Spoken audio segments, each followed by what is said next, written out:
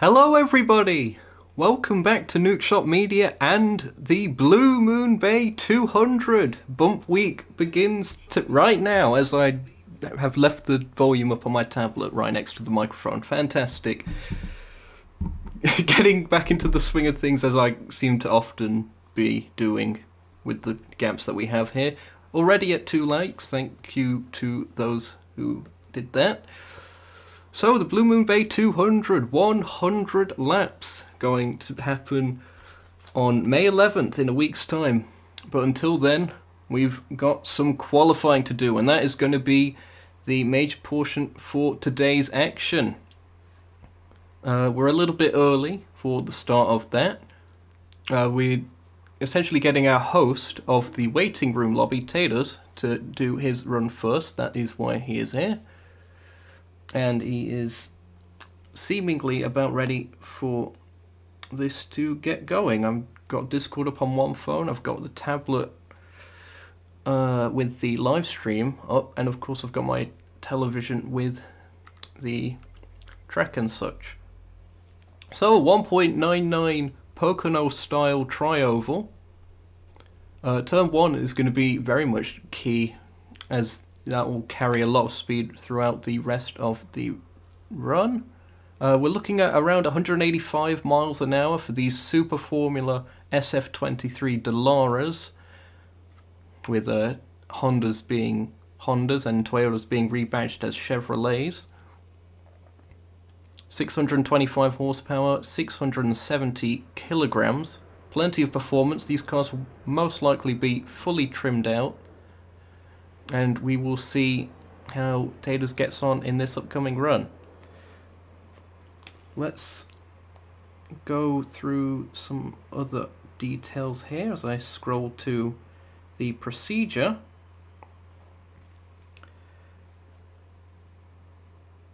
It's going to be one outlap, one practice/warm-up lap, and then 2 timed laps, and we're going to take the average of those 2 timed laps.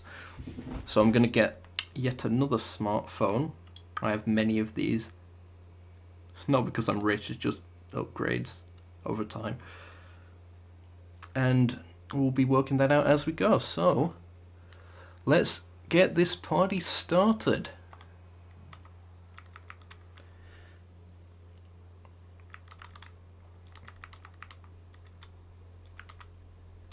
One outlap, one practice lap, then 2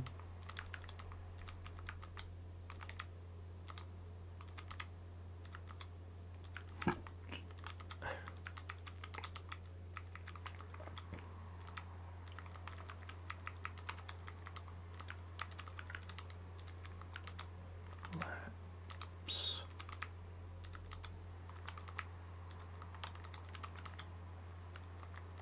Okay.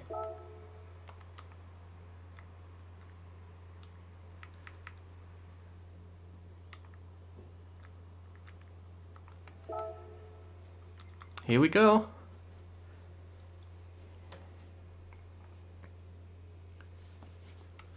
So the first car to enter the circuit, here it is. It is the Motorsport Republic X Team Capital Honda. It's nice seeing a Honda here. There's Chevrolet dominance on the entry list as it stands. Initial fuel will be set to 10%, just keeping that nice and low. Racing hards, Taters using this outlap to get up to speed, get a good feel on the upcoming practice lap, which is fully at full speed, gives them a good chance to analyse their way through turn 1. Oh, a little bit of a pause.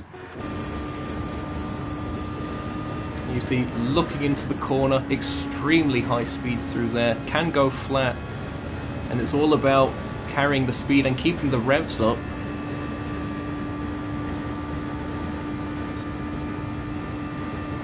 Very high line, trying to maximize the speed. And about to go on to the first of the 2 timed laps. 183 miles an hour, 184. Just about clicking over to 185, making their way towards turn 1. Nice and low. They take it relatively safe on that exit wall. Making their way towards turn 2. High line, dipping it down using that banking. And that downhill you get from starting high on the banking to gain a little bit of extra momentum, keeping it nice and to the inside. What's the first lap going to be from Taters? It's a 139.670.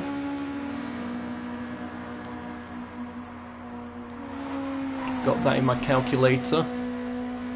Through turn 1 with no issues, it seems. Perhaps a little bit on the slow side, actually. But he has gone purple on this lap, so he is improving on this second run. So the average set to go down.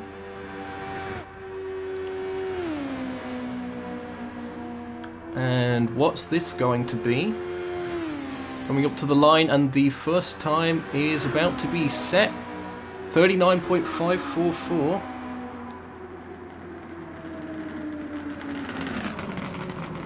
We'll divide that by 2. So the average is a 39.607 for Taters. That's going to be the benchmark.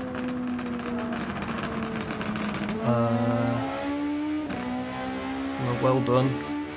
He's now free to set up the other lobby, as I'll mark that down as the first time of the day. So back onto Discord for me.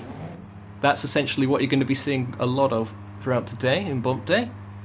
So that's the benchmark, a 39.607 average, and best individual lap of a 39.544 for Taters.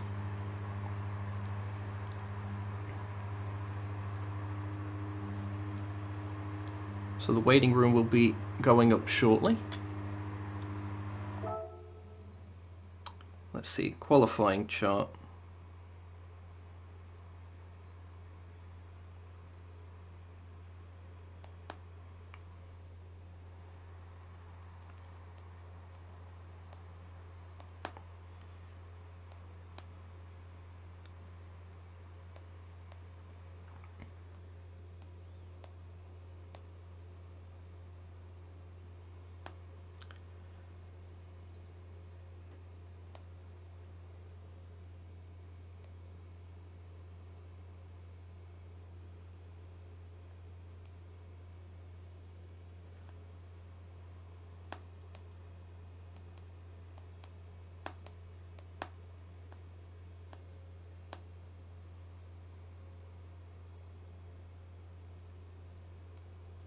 All going well. Hello again to everyone in the chat. Chica TC, Flying Welshman, I believe that's Lynx. Mateus is here as well.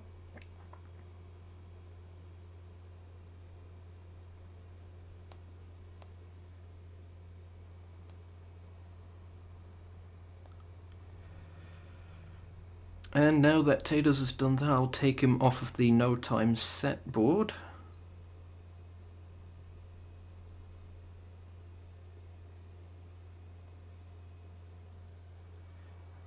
Actually, what I might do is cross out his name than that. That way I know he's done it. Yep, that works. Figuring things out on the go here at Blue Moon Bay Speedway, located just south of San Francisco. There you see it. You can just about see San Francisco Bay. The Golden Gate Bridge is about here-ish, I think. Or is it here? It's one of these. I'm guessing it's this one because it's longer. Or it could even be there. All this area is essentially San Francisco, and the circuit is located just here, with the airport here. If anyone else was wondering, the track conditions are set to equal conditions, so no wind speed, and it will stay this time of day throughout, so everyone has a fair shot of things.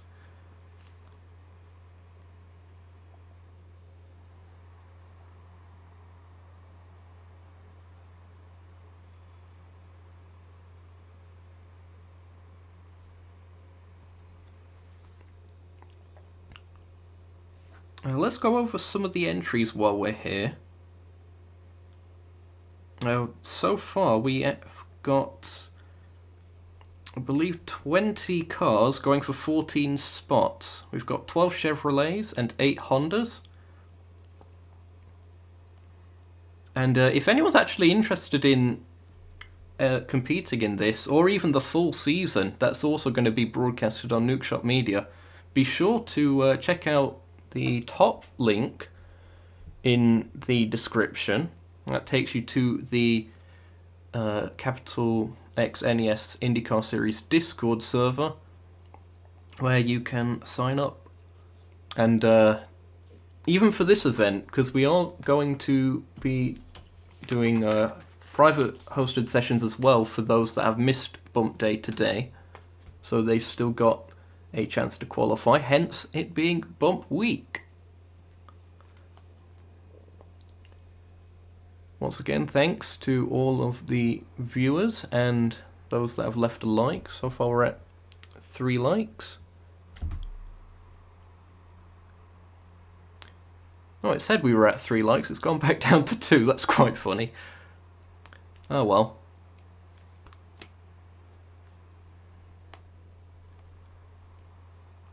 Thanks for the L in chat, Mateus. And hello to Poctavian as well, saying he's leaving a dislike. Oh, we're back up to 3 on the likes. That's very nice of you guys.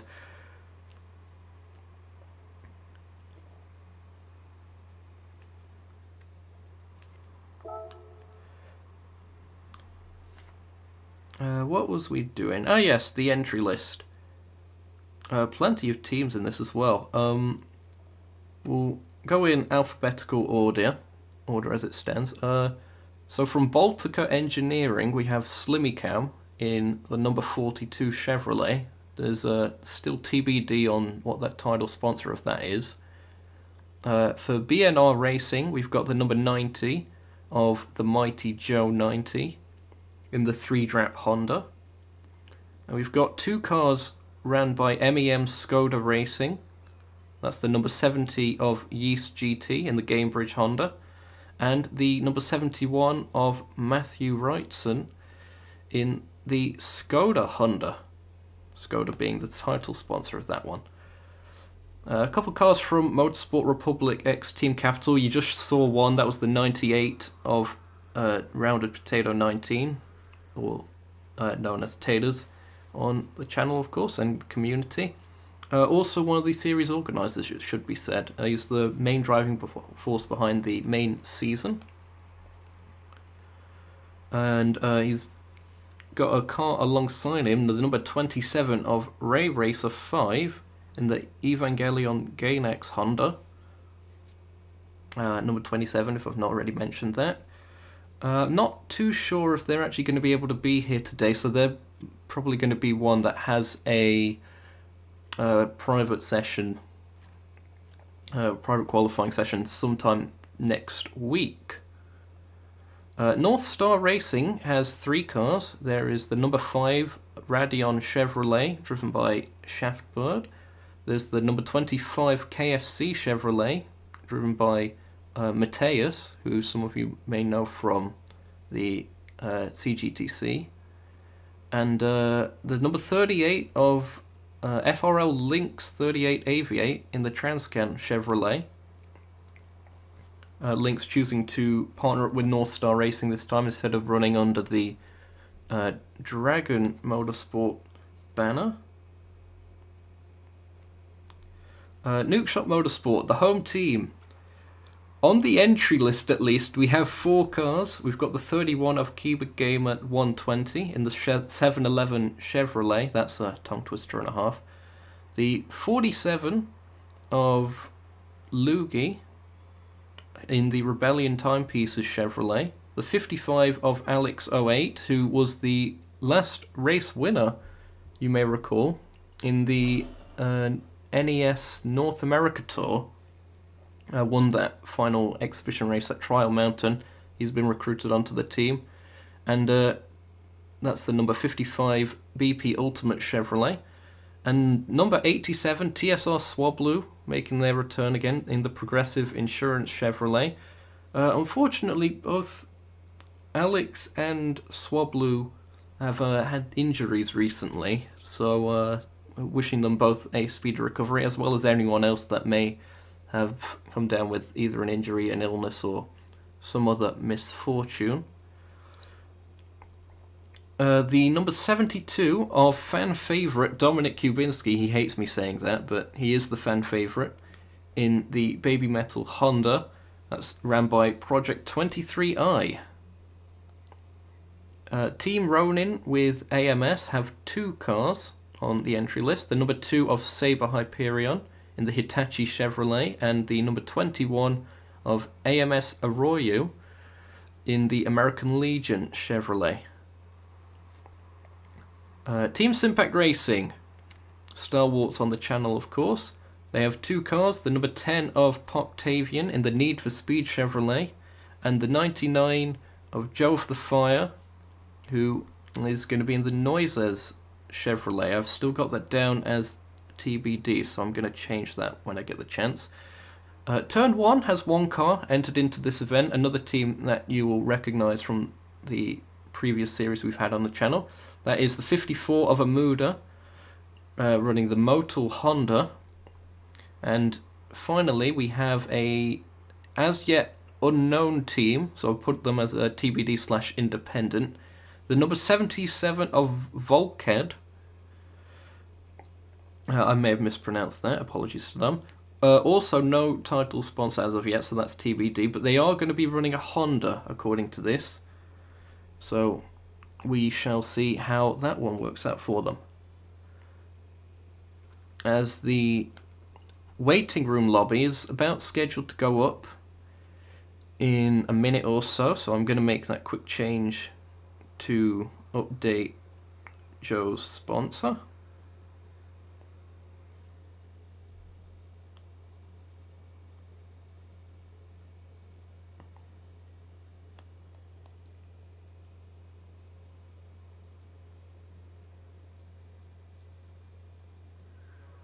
Yep, there we go. That should be all sorted. The Discord hasn't quite descended into chaos just yet.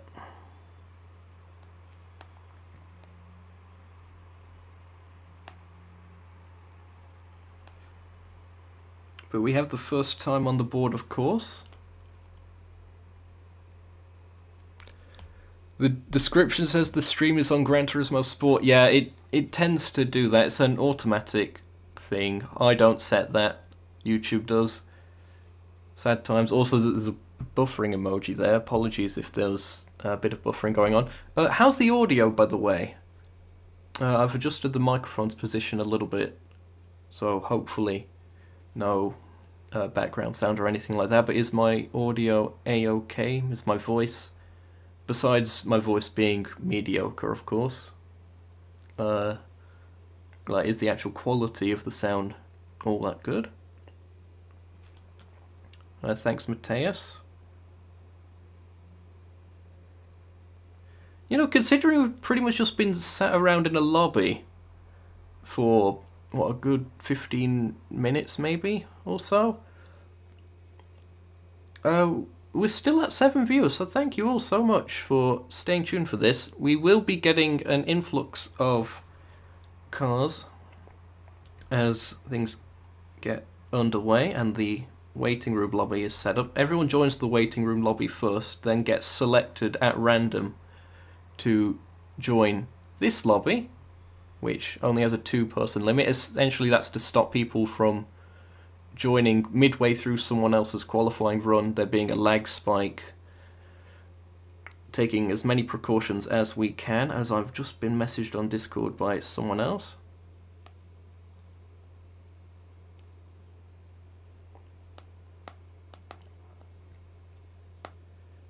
Who is asking about the qualifying, so I'm going to message them real quick.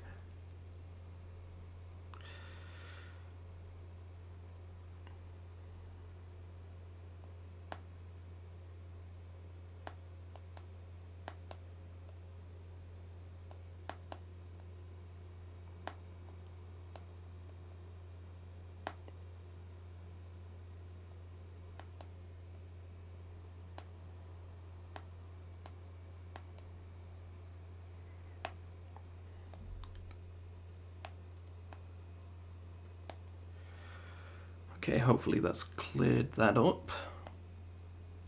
Oh, I'm being added somewhere. Is this a different server I'm being added in now? DES is atting me. Shout out to DES. We will actually be competing there as a team in 3 of their endurance races later on. Don't know if that's going to be broadcasted on this channel or not, but that's something, a project going on with Nukeshot Motorsport.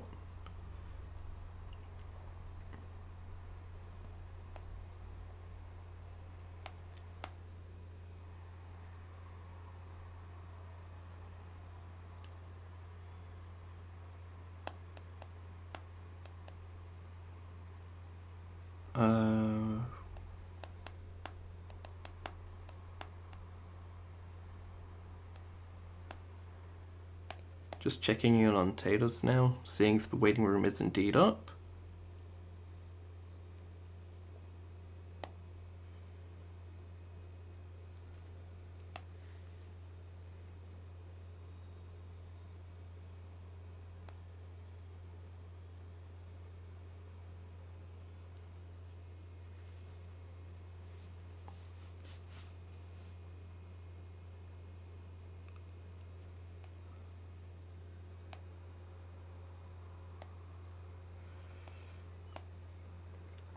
Okay, so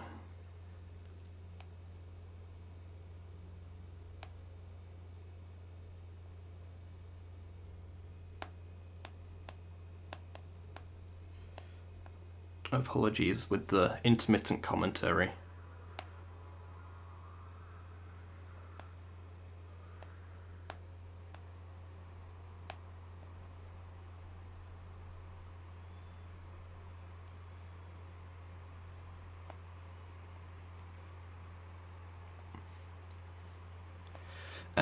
Okay, someone needs to have a Discord name found. Mateus is here.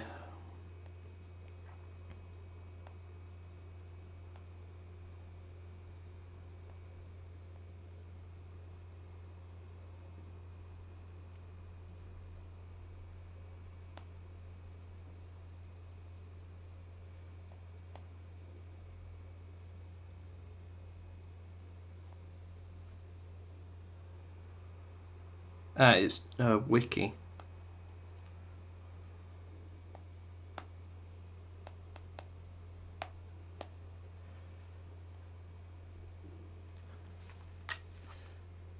Okay, so let's get in with the next driver then. We've got Mateus here. This is a driver that I believe has actually got quite a bit of confidence going into this. So let's get this show on the road.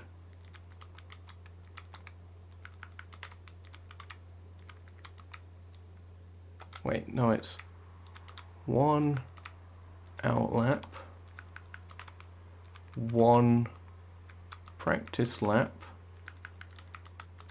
then 2 timed laps. Average of 2 timed laps used.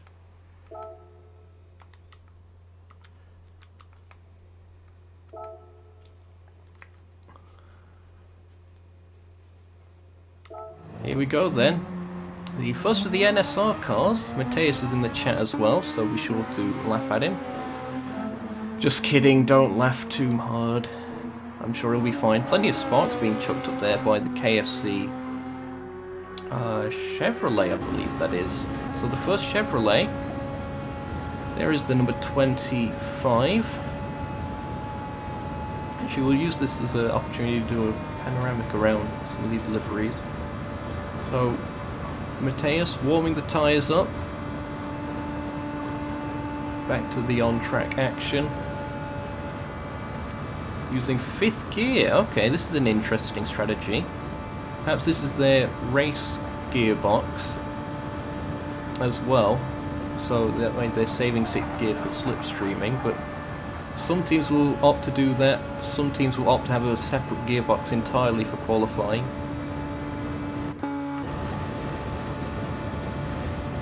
On board once again. Remember, this is the practice lap. So it's 1 out lap, 1 practice lap. This one won't count towards the average. He's starting his run now. Very low line here from Mateus. Crosses the line to start. Going back to the high side. Interesting, a little bit of a higher line I think there from Mateus than we saw from Taters. And again, using that banking, dipping down perhaps a little bit earlier. Trying to keep it low, close to the apron. There's a little bit of extra room. And this is an interesting line by Mateus here, that we've seen some of the other drivers do, is they hug the inside line, taking the shortest path through there. First lap is a 39.6 according to that. Oh no, it's a 39.508. Good thing I checked that. 39.508. That's going to be a bit iffy if it's going to glitch around like that. Hopefully, if I'm not changing camera, it should be fine. We'll change the camera as I get towards the line. Anyway, so making his way around the final corner, sparks being thrown up once again. This, I think, could be good enough for provisional pole.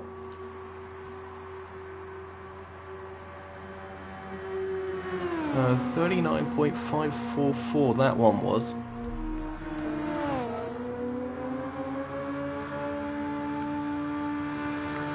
I'm gonna ask for a screenshot of laps actually.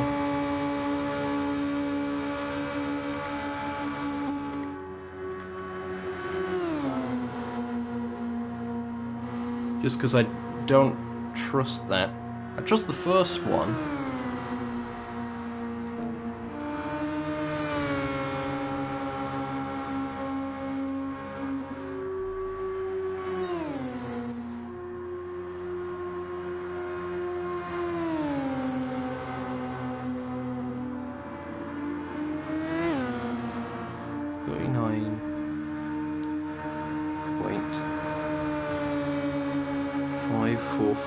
Assuming that's correct, that second lap. It will be enough for provisional pole. I've got that as a 39.526 average, if that does indeed stand.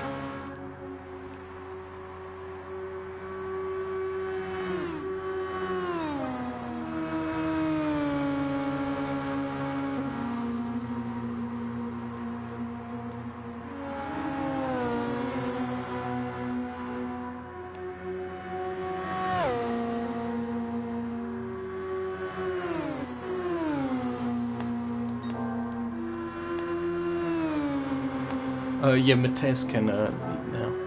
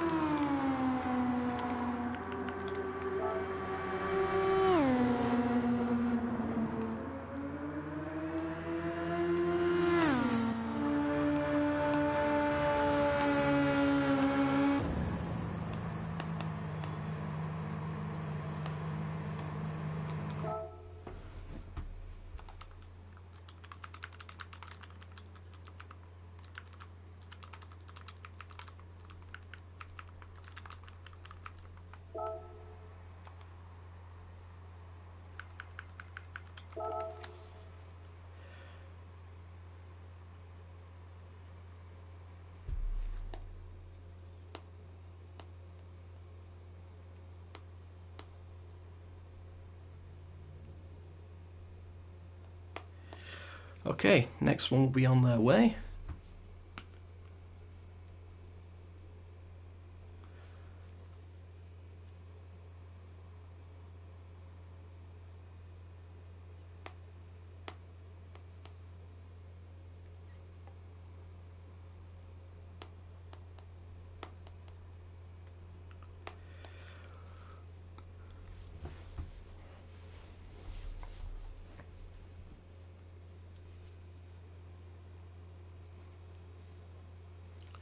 Next person's here.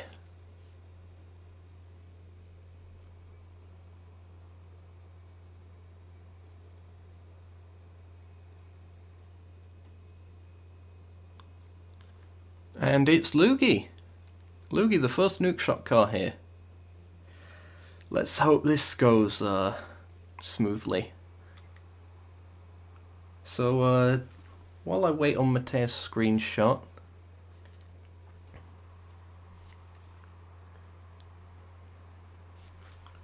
okay, hold on. Mateus has got this in. Okay, so it's 39.508 first lap and a 39.5 520 second lap. Divided by 2, 39.514. Okay. I'll add that to the list.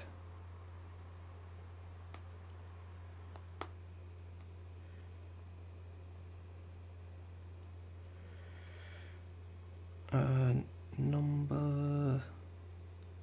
Where on earth is he on this? Oh, he's first. Isn't that novel?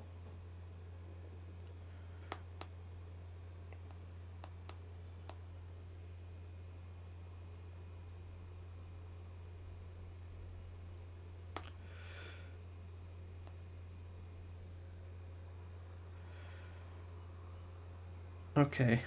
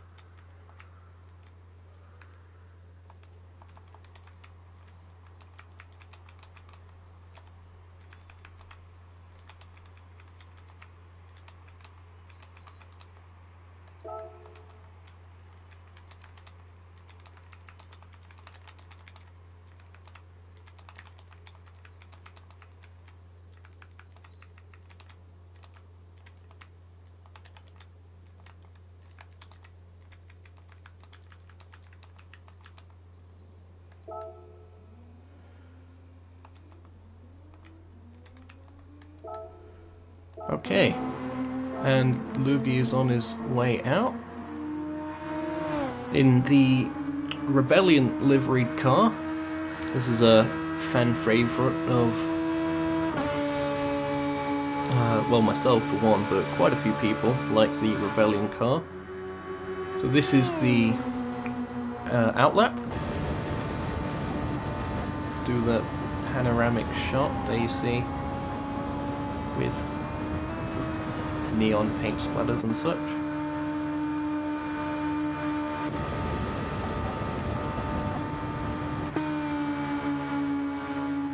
Let's see what Lugi can do here.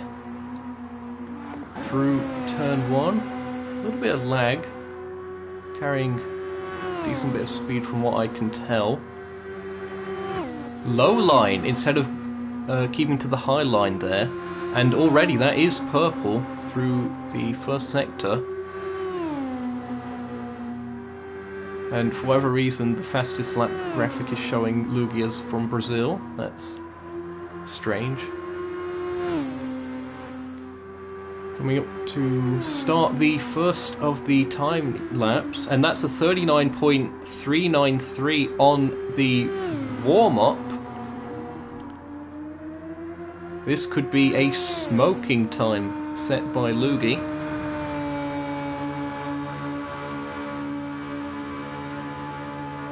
Again, taking that low line as the fuel burns off. Tyres will wear a little bit as well. Both are set to 1 times. Oh, not quite as low a line as some. Not quite the full Mateus line through there. 39.508 according to that. We'll get the screenshots of that after the run for verification. But that initial warm-up lap was very good. And he's gone purple for the second of the time lap, so this is looking good for Lugi. We'll have to verify it with screenshots afterwards, but we're seeing the action at least. And across the line, it's a 39.388 as the final lap. Screenshot laps.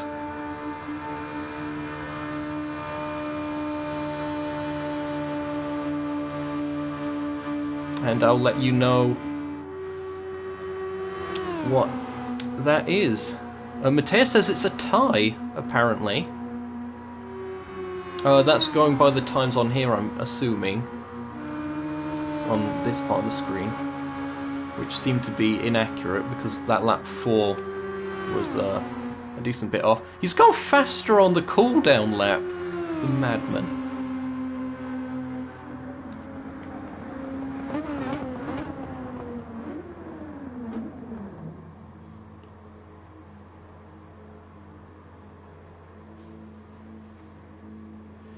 Yeah, so unfortunately, due to a glitch, we can't really rely on these. We can occasionally rely on this.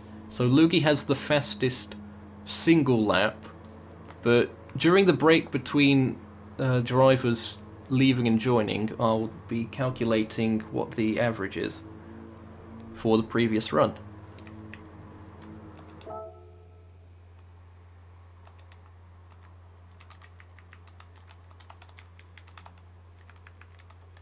But that looked to be very fast.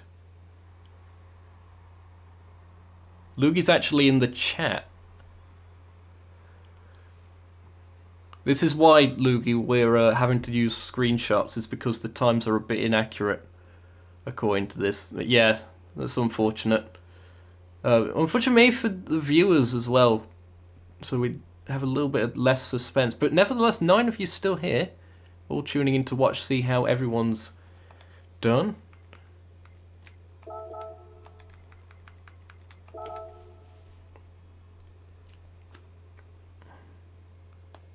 And we'll send in the next one.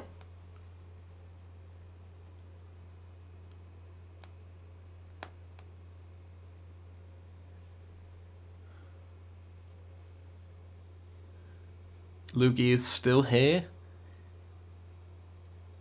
for some reason. I have a suspicion that's going to be the new fastest time. Just going by the fact he went purple again.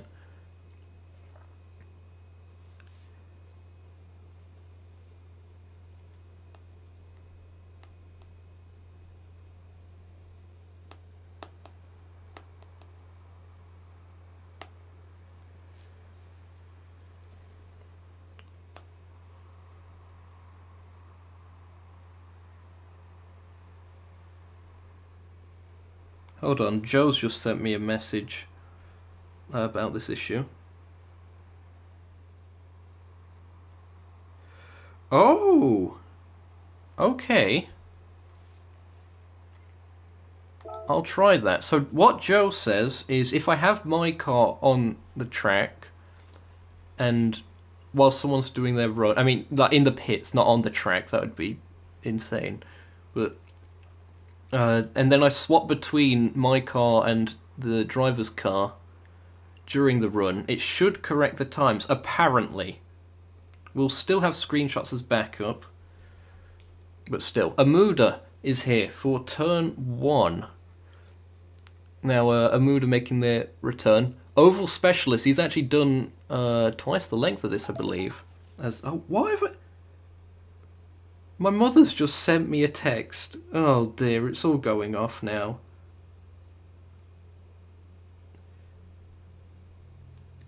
Oh dear. Well, let's see how this goes.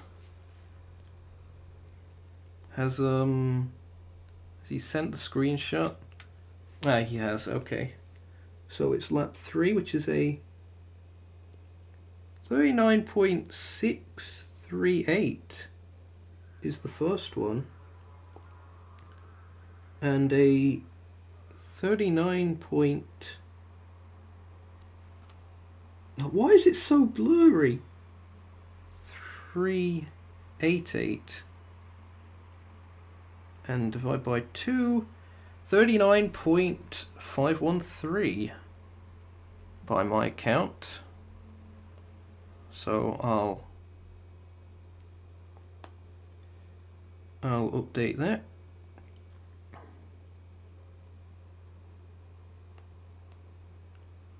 Oh wow, there's literally 1,000th in it between Luigi and Mateus, but Luigi does have it.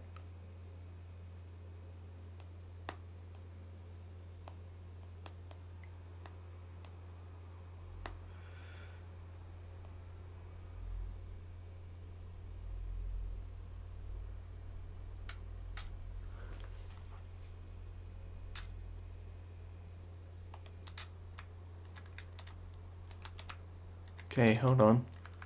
1 outlap. 1 practice lap. Then 2 time laps. Average of 2 time laps used.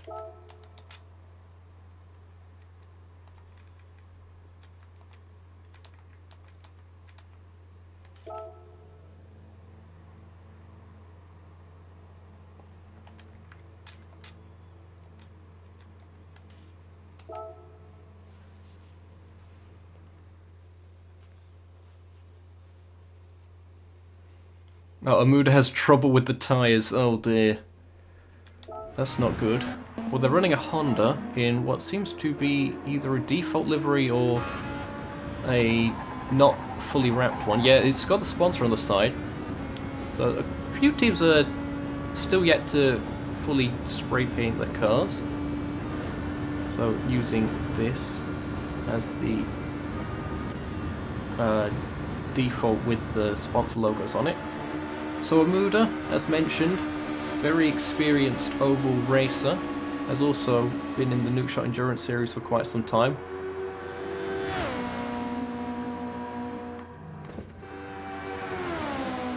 Gonna see if this camera trick Joe said works. On to the warm-up lap.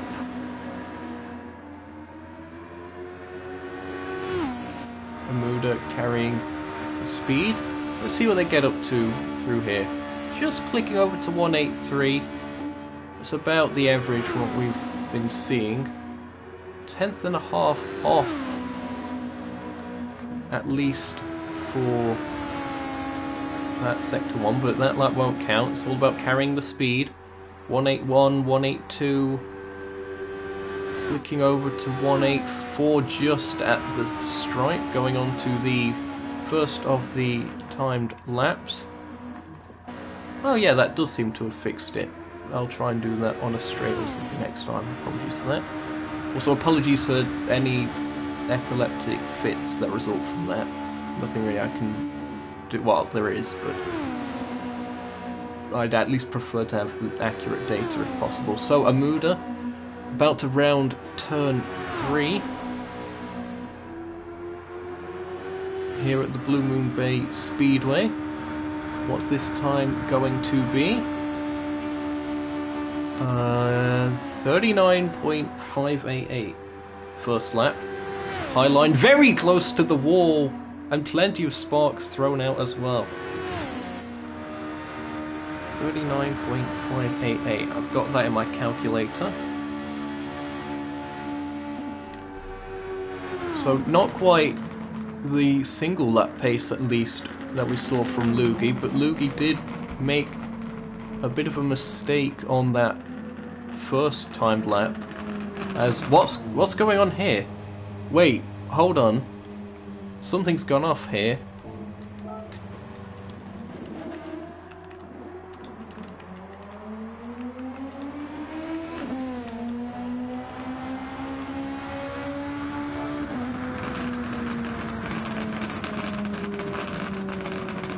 We might have to do this one again. Either let's say that was an engine failure or something.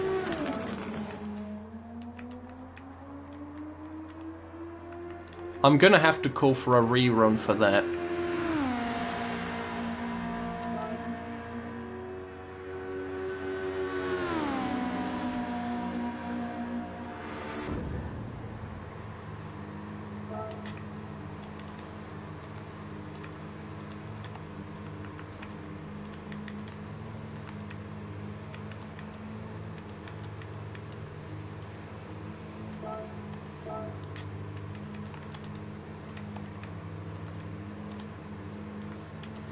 Oh, I doubt that'll be the first time. I mean, the last time that happens. It was the first time.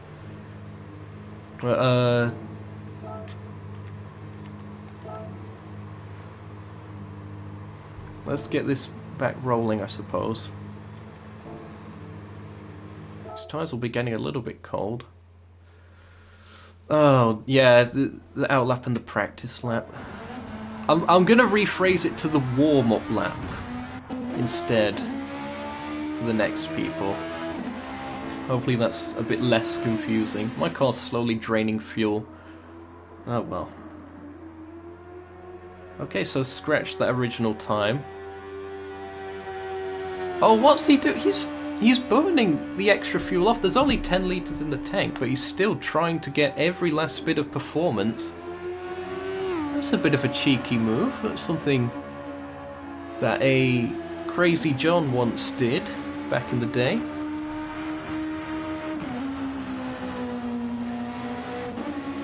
The drink of choice for this particular live stream here in the Nukeshot Media Broadcast Centre is Vimto this time around, which happens to be the main sponsor for Lugi's car of Nukeshot Motorsport when he's not using the Rebellion 1 Special Edition. Okay, so he's on the warm-up lap now. He's taking a very high line, maximising the speed he can. Slightly less steering angle when you go for that wider radius, and that's the logic there, as well as a little bit of a downhill at the end of the banking. Going on to the first of the timed laps. He's revving that thing quite hard, only hitting 184 miles an hour by the end of it. Oh, that was really close to the wall by Amuda that time around in number 54 car. That Honda revving itself to death. Maybe that's why it seemed to cut out on that previous run.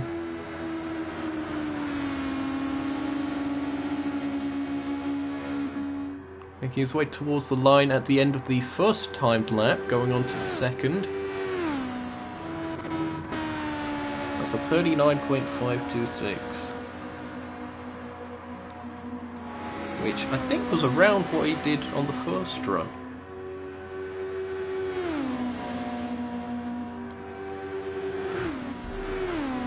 Onto the back straight. Again, going in low quite early. He's lost a bit of time.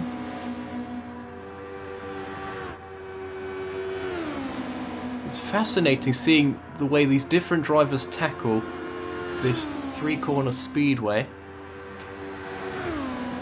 And across the line, yeah, that lap being a 54 on, that was weird. 39.580. Divide that by 2, and that is a 39.553.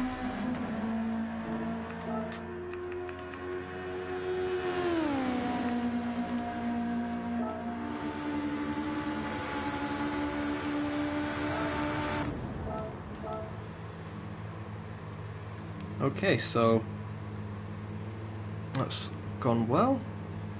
I'll use that to verify, I think. So a 39.553. That's good enough for third place rather at the time.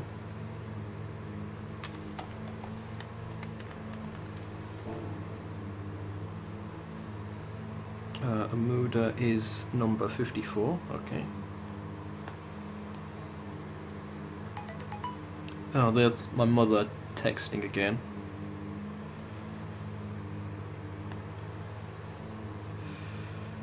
Uh, 39.553.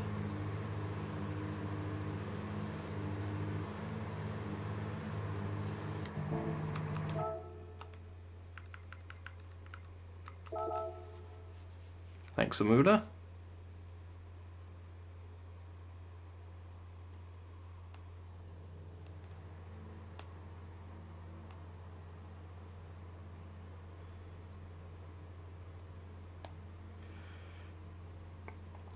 We're going to gradually get more and more efficient as things progress.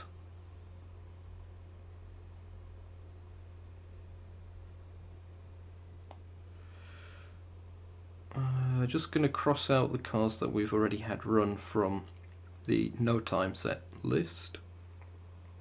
So we've had 4 cars run. While we're waiting, let's do a bit of a recap of the times so far. So, after 4 cars ran, it is the number 47 of Lugi that is the fastest with a 39.513. Mateus in second with a 39.514. So only a thousandth in it over a 2-lap average. Those two are going to be very close come race day, if that's anything to go by. Amuda currently sits third in the 54 by turn 1. That's 39.553, so a few hundredths down. And Taders is the first of the 39.6s. That's the car number 98. Lynx is here. And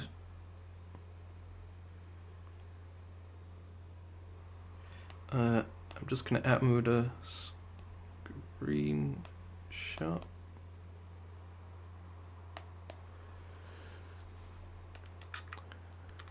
One outlap,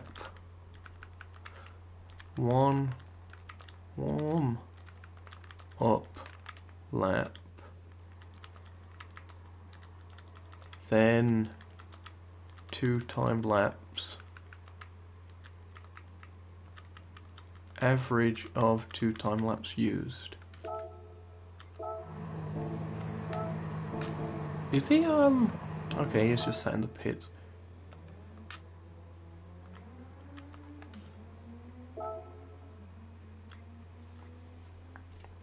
So this is the second NSR car that we're seeing today. FRO Lynx, as mentioned earlier in the broadcast, normally runs under the Dragon Motorsport banner with Air Wales sponsorship. This time around sponsored by Transcam. There's the livery. That's dark green on this with purple. That is synonymous with NSR. I suppose it's more pink these days, but still. Gonna go... Can we... Does it not have that one camera? I suppose this will have to do. So this is the warm-up lap. It seemed that he made a little bit of contact on the wall. So we'll have to get the speed back up. And he's got to watch the apron as well. That can scrub off a bit of speed. Sparks being thrown up.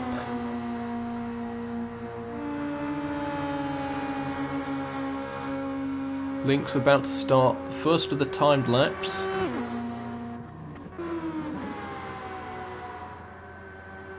Nice high line on entry for turn 1.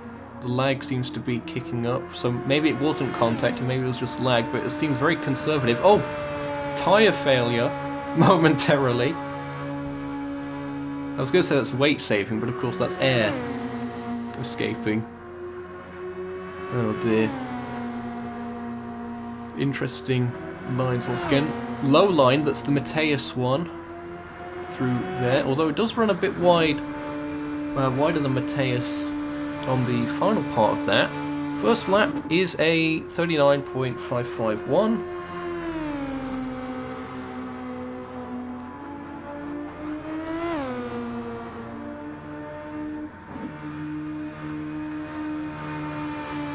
And the number 38 machine of Lynx sparking out once again. Got to make sure the car doesn't ground out too much, otherwise you'll not be able to turn through turn 1 with the amount of compression. Lynx again with sort of the half Mateus line. Oh, that was a good lap. 39.477.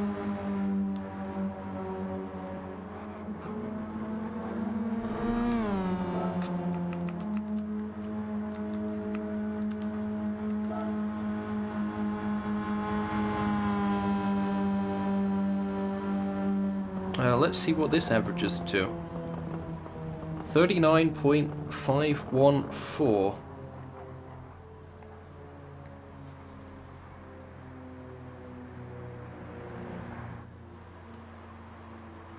39.514, sorry.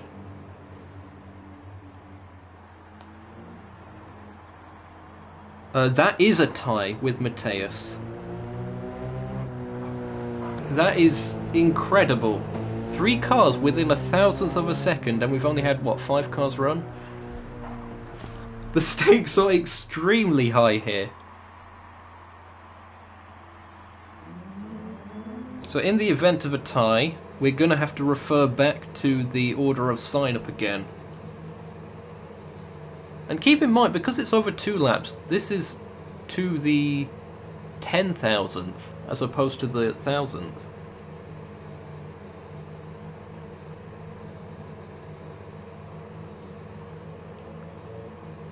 And going by order of sign-ups, Mateus is first on that list. So that means Lynx is going to slot into 3rd place.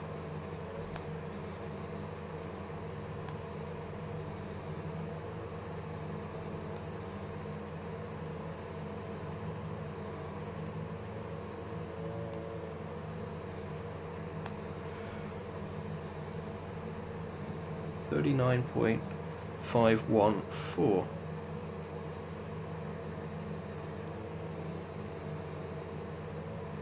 And where is Lynx on here? There, okay. I'll cross them off of the no time list.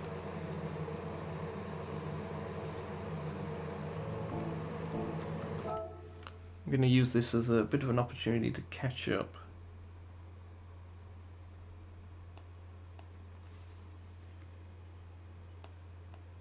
Oh, I'm being atted by a mooder as well. Okay, so I'll verify that time.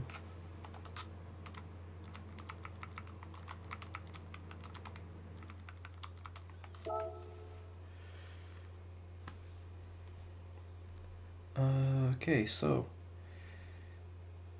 39.526 plus 39.580, and then divide that by 2 and cross-reference.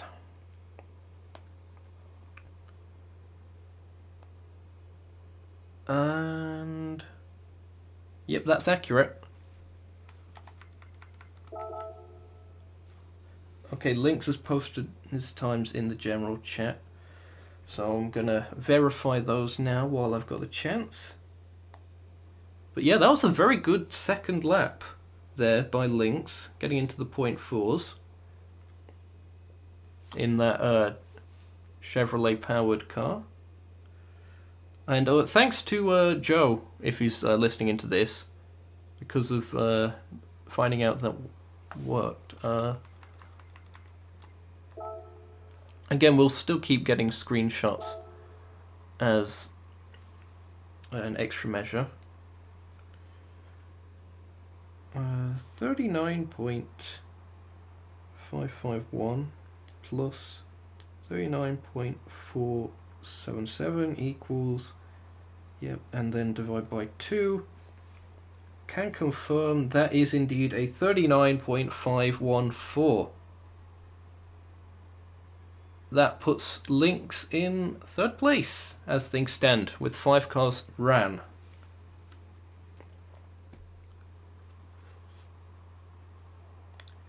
Well, with 14 slots and 20 cars going for them, the stakes are high.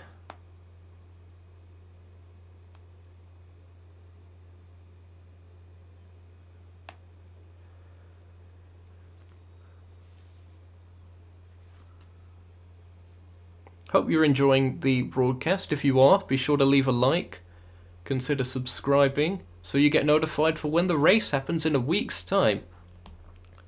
Alex is here.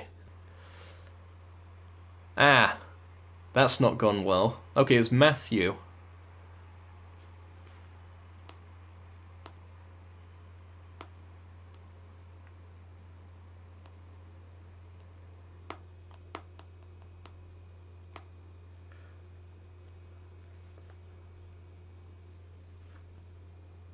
Hmm.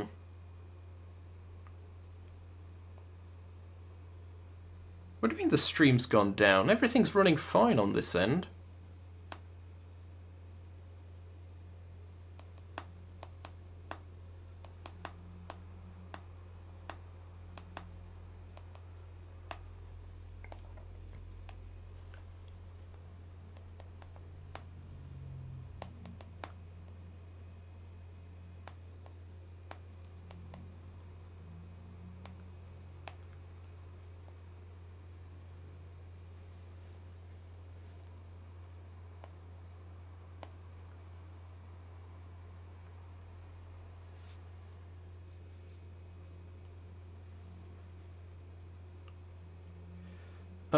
That was odd.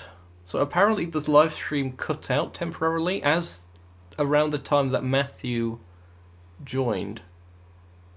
So that's odd. We've had several drivers join already. We've had 5 runs so far, with Loogie currently top of the timing sheets. Tell you what, I'm gonna make a new lobby. I think. Wait, should I? He's gonna. It says here that he's gonna restart the game. We can get someone else to run beforehand, I suppose.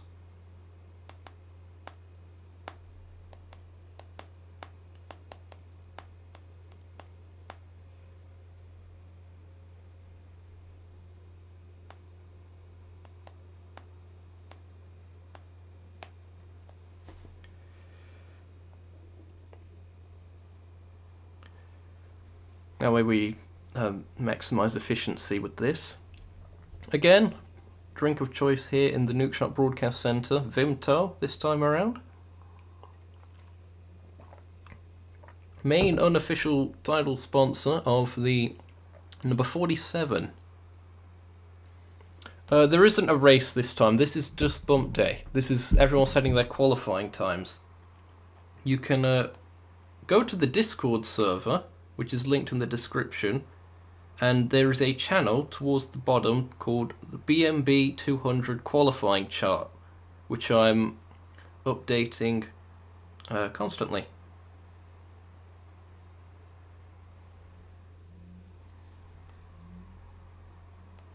Okay, thanks Taters for your assistance with all this. DES is notifying me once again. Hopefully Matthew's going to be the car after the next one. But we'll see. I've been informed that Bird is the next car joining. Or should be anyway.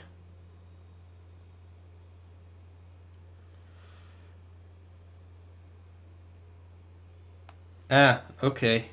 Also room not found there, so I'm gonna make a new lobby. So unfortunately, we're not gonna have the that. But remember that was Loogie with the personal best. Or even though we are doing averages, of course, of 2 laps. Okay.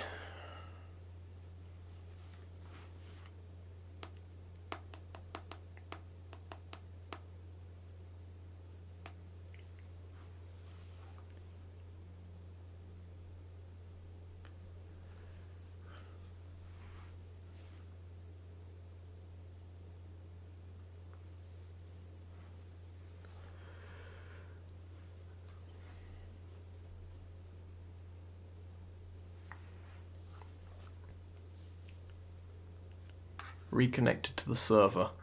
Okay.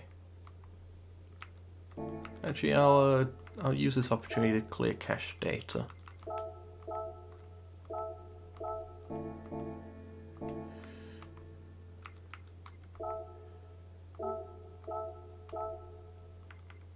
That should be all the settings.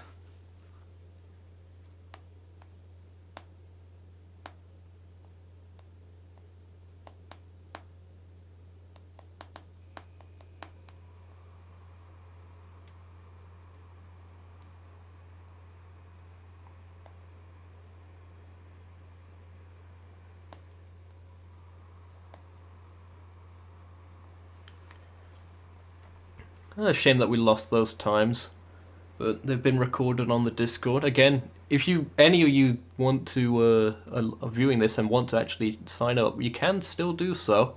We will host a few private sessions of qualifying runs on the lead up to the race. That's going to be up until May 11th. Link in the description for the Discord server for the Capital X NES IndyCar series, and also the Nukeshot Motorsport Discord server, where you can keep up to date with all things green and radioactive, I guess. Okay, Matthew's going to be joining again this time. We'll see how this goes.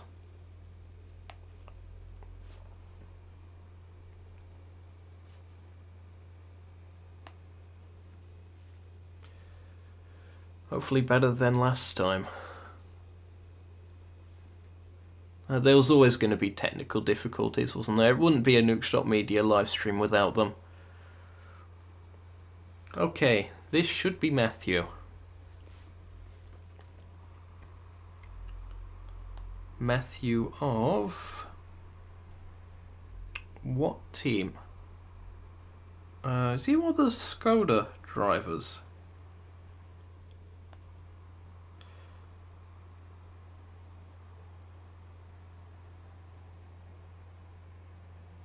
Yes, he's the number 71 Skoda. The one actually sponsored by Skoda on his car.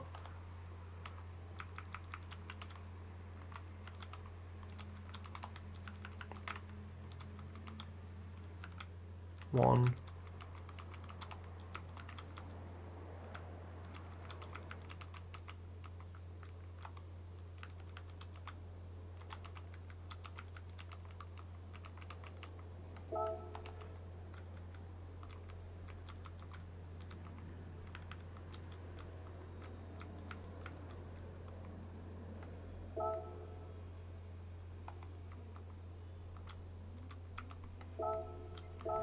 Okay, here we go.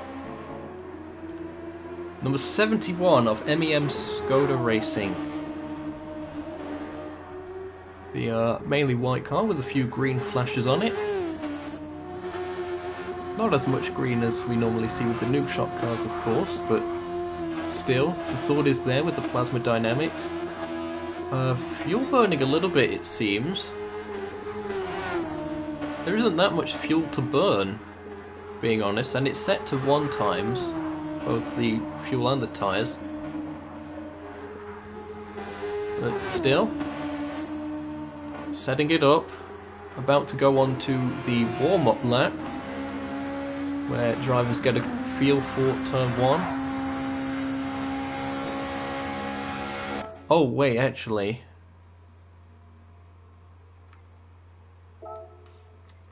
he's on a warm-up lap, so I can do that. Oh wait, no, I'm actually there. Okay, apologies for that. I forgot I wasn't on the track, so I could reset the camera.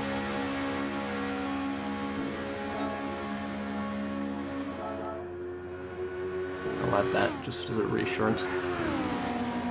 Okay, here we go then. The Skoda car, powered by Honda. Looking fast. 183 as they make their way across the line. Through turn 1. Oh, that was a very high entry point. And very close to the outside wall there. A little bit of netcode or lag sending them a bit all over the place there. Going for the high line and maybe dipping down. Oh, that's a very late dip down by Matthew. He's carrying a lot of speed out there, from what I can tell. The lag going up to 200 miles an hour there momentarily.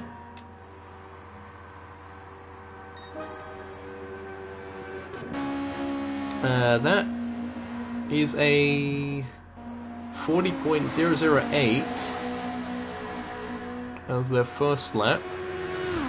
We'll be hoping to improve on this second. So what looked to be a fast car, maybe that was just the lag playing tricks on me, although they are 2.5 tenths or so purple. So they are improving this time around. What's it going to be for Matthew? That final lap, a 39.7.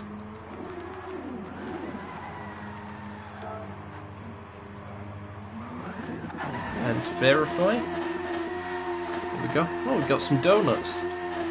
Thank you very much for entertaining the crowd. So 40.008. Bother, I missed that second one. What was it on the live stream? 39.749.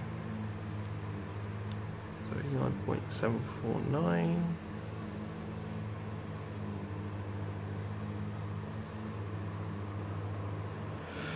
Divide that by 2, we have a 39.8785. Okay.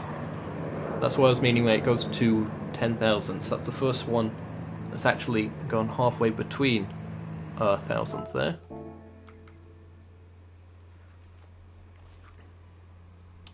Time to update the standings. I think that is the slowest time so far. But that second lap was a decent bit better than the first, so props to them for that. Number 71, I think that was. Yep.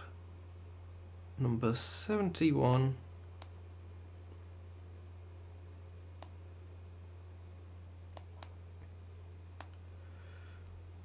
$39.8785.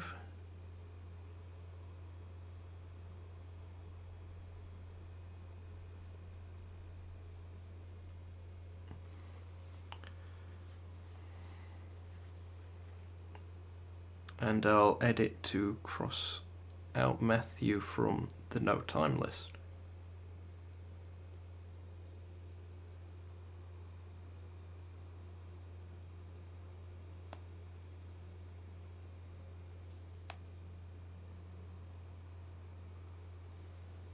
I'll go over any screenshots that are sent via PSN after the live stream, I think. Okay, Shaftbird's here. I believe this is the final of the 3 NSR cars.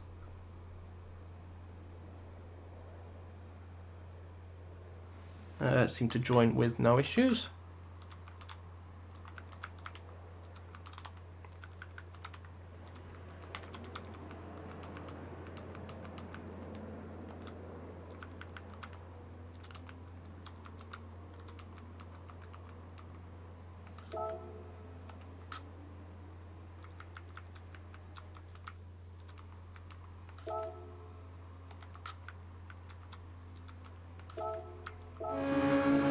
Oh, they're already making their way around then.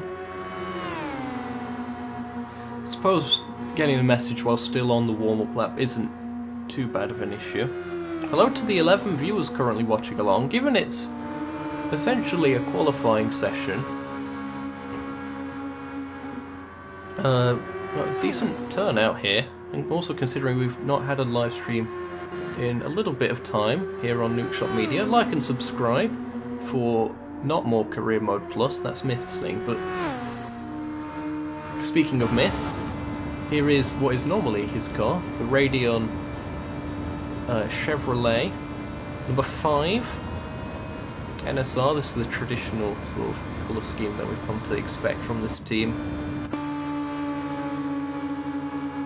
Plenty of nice liveries that we're seeing throughout here. Now, looking at the top speeds here, this is a little bit suspectly slow. That's 180 miles an hour just. I think they're either doing something with the ride height or... oh, they just seem to hit the outside wall there. This is the first timed run. It's going to be tricky for Shaftbird to recover from this, because of course if they're running higher downforce and they're lacking in the top speed department, they'll struggle to get up to speed again for the second timed lap. for the average. Well, they should be getting a decent slingshot through that first corner if they can nail it. What was that first lap? 40.596. Yikes, that's going to be tricky. Car number 5, Chevrolet powered. Going for the high line. I suppose another thing is the later into the session you are, the more chance to see what other people are doing in terms of experimenting with lines. So that is a bit of an advantage. What's this time going to be? 40.233.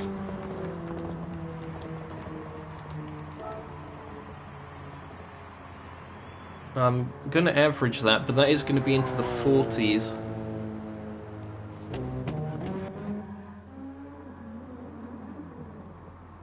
.596 plus 40.233 divided by 2. That's a 40.4145 average there for Shaftbird.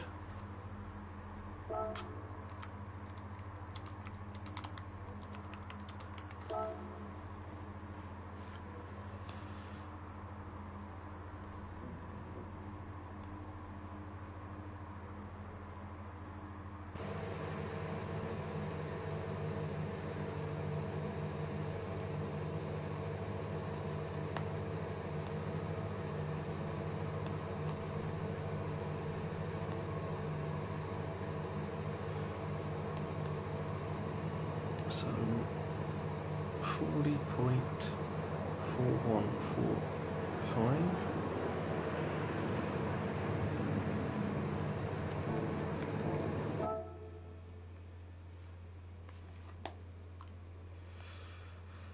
And I'll cross them off of the no time list.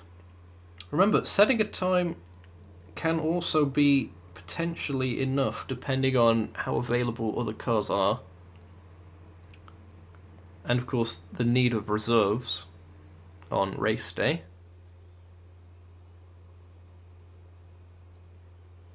One, 2, 3, 4, 5, 6, 7. Yep, I've done that.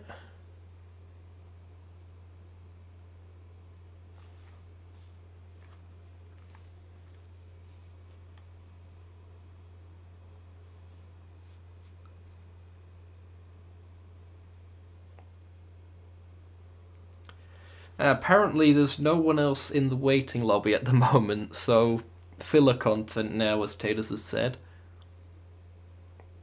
But this gives me a good time to recap things as things stand, and to go over screenshots for verification.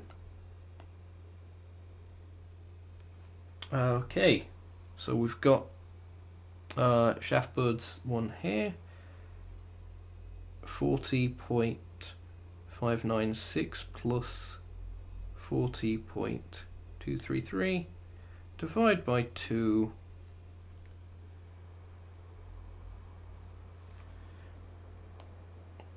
Qualifying chart. That checks out. And now to check the one that was sent via PSN by Matthew. Apologies if you're not able to see this. Oh, it seems to have left you on the look at the circuit. That's nice. Again, if any of you viewers are interested in competing, check out the top Discord link in the description.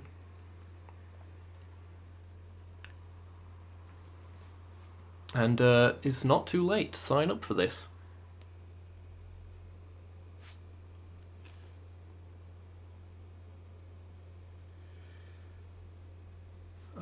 Again, just verifying things. So it was a 40.008 for, this is Matthew,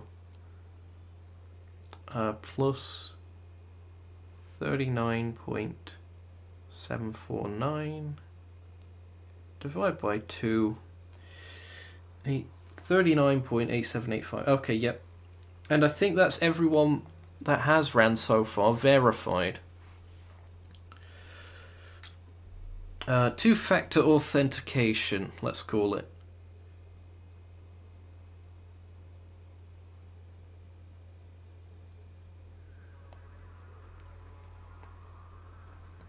I should hopefully have some more in a bit. We'll see how it goes. Let's have a look at how things stand at the moment then. Again, unfortunately, can't have any fancy graphics. I am streaming directly from a PS5. No Elgato card or anything like that. So, of the 7 cars that we've had run so far, of the 20 that are signed up for this, it is the number 47 of Lugi. That is the fastest with a 39.513.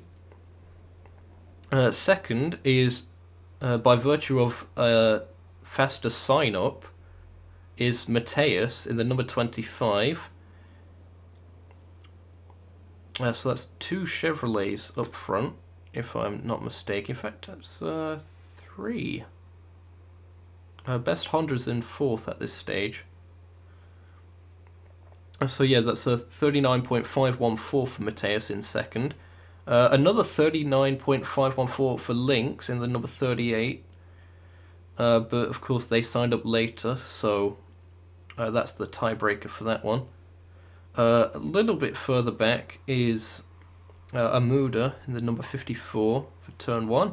39.553. They currently sit in 4th, middle of the pack.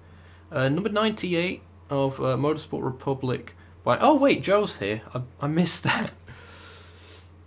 Oh, yeah, I'll get to Joe after I finish going through these. So, yeah, Taylor's in the number 98 for Motorsport Republic X Team Capital, 39.607.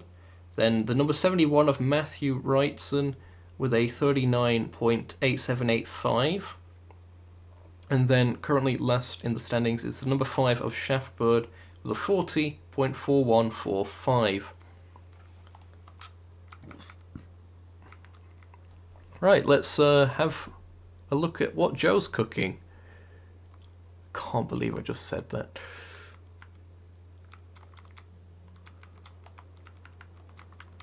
One L lap, one... What was I calling it? Warm-up lap, then 2 time laps. He's one of the moderators of this, so he knows what's going on.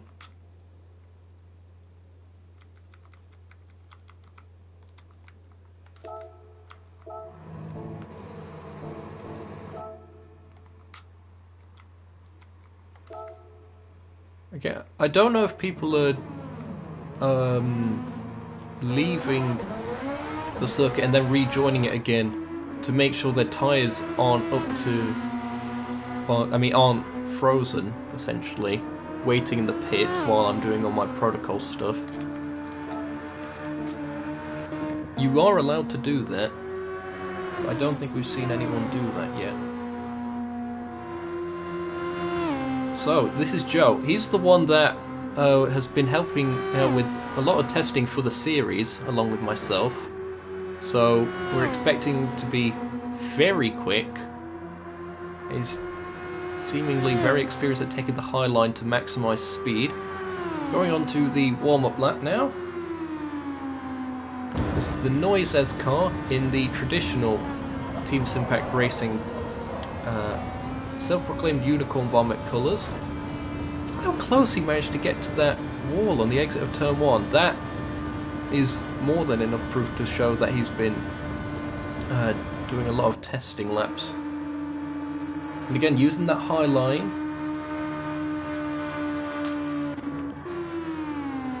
Rounding turn 3 and about to go on to the first of his timed laps. Let's see what Joe can do. The number 99 he's been rocking these days. I believe it's Chevrolet power for the TSR cars. Coming down low off of turn 1. 183 miles an hour. Just nudging 184 going into the banking at turn 2.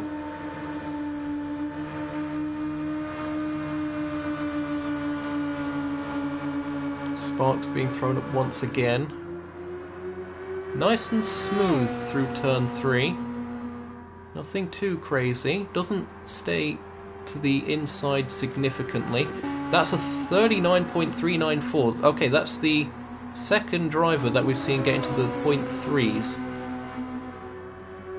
The other was current pole sitter Loogie, but Loogie also had a .6 in there, I think. So if Joe can keep this one together, it's looking very solid to get that pole position.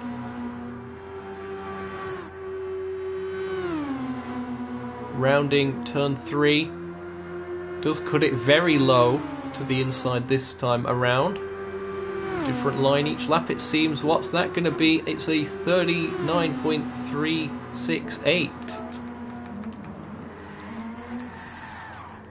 So that's 2 laps in the 39.3s. That is almost certainly going to be the provisional pole position for Joe.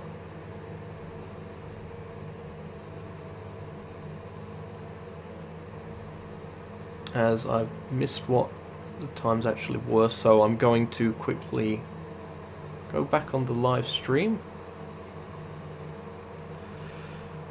Fast is the answer to what that was. Very impressive stuff by Joe. 39.394 plus 39.368 divided by 2. 39.381 average for Joe of the Fire. That is definitely enough.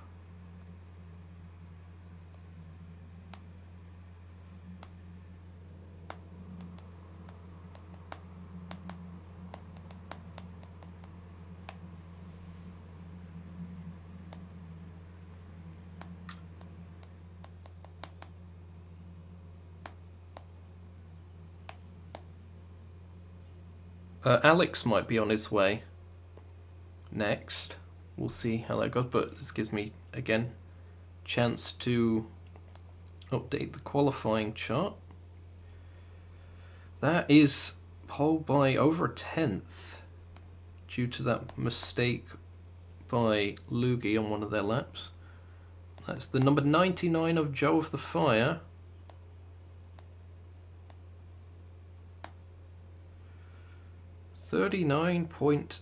.381 average.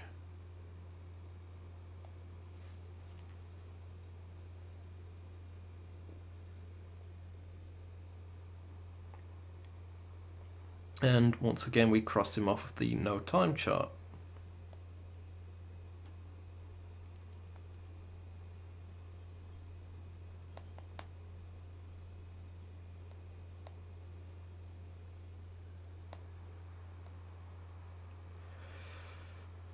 Oh dear, Alex needing a setup as well. I did send him one, but I'll DM it him as well.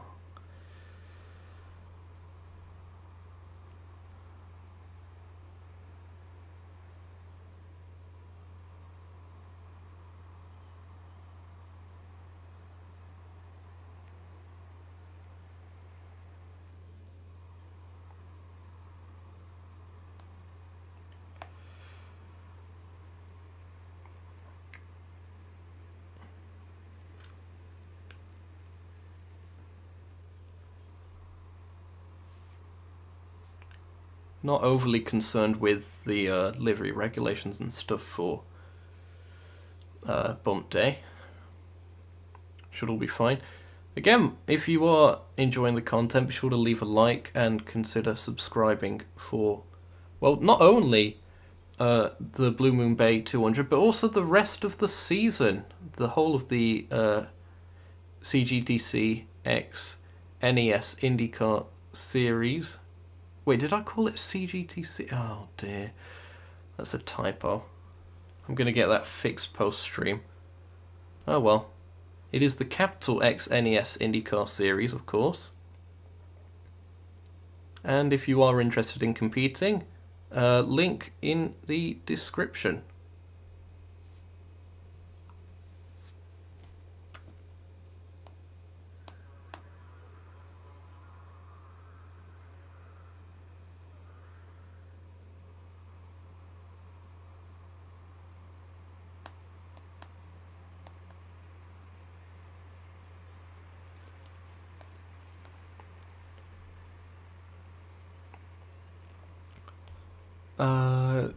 Thanks to everyone that is in chat. We've seen a decent bit of activity once again. Still don't know what was going on with the stream. Apparently died. It seemed to be fine for me at the time. I think Mateus has been the most active in chat, going by all the messages we're seeing here.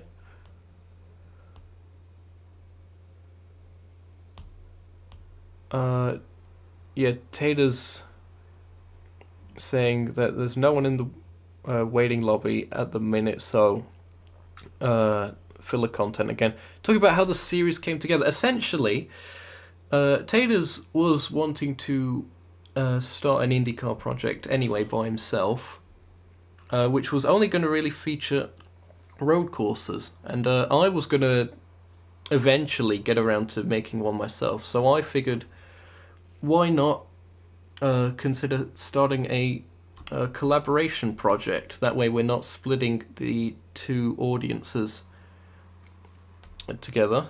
And of course I brought over some of the ovals, including this event, the Blue Moon Bay 200.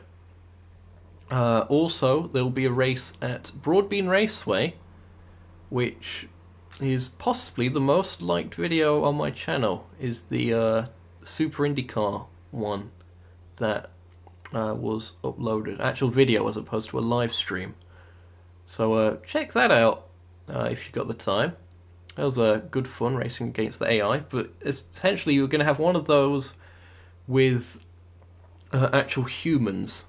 We've done it before, but I don't think it was broadcasted. Maybe it's on one of Rotary's funny moment compilations or something, like clips from it. I have a very good memory of actually winning a race there and being very, very happy, because that doesn't happen often. But yes, the Capital X NES IndyCar Series. Capital, of course, responsible for the Capital Grand Touring Championship. That's why there is a typo there in the live stream title. Actually, I'm going to fix that if I can. Can I see live stuff? Oh, it's going to be one of those things where I need to put it in a playlist in order to see it on the YouTube manager. Okay. Save to playlist. I'll put it there. That's the smallest playlist, easier to find.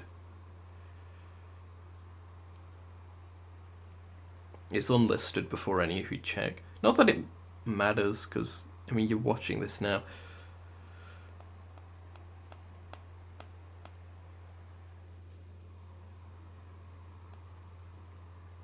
Okay, edit.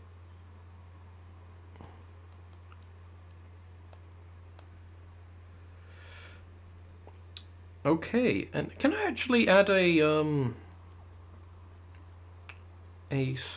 screenshot from here? Oh, I can. Custom thumbnail. YouTube with Zokyo.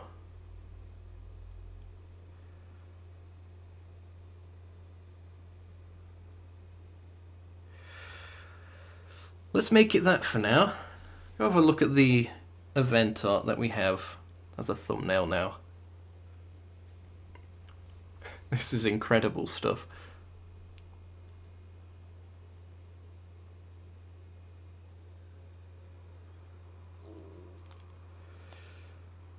Okay, now that's sorted, I should be able to remove that from the playlist.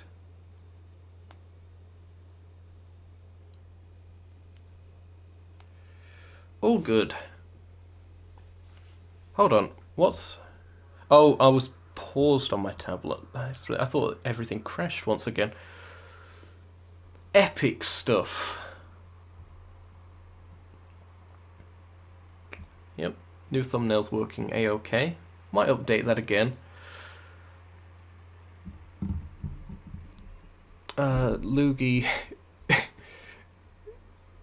Okay, that's going to be another one of the quotes from the quote book. There's been several over the years, not that I can remember any. 2 hours of doing nothing. Oh dear. It is what it is. I'll find a way to ramble through this somehow. This is going to be the ultimate test in my presenter commentary skills, I suppose, because there's nothing happening. I suppose I can do a run myself, just to see where I'd end up. That'd be entertaining. I'll save that for in a bit. Once I've,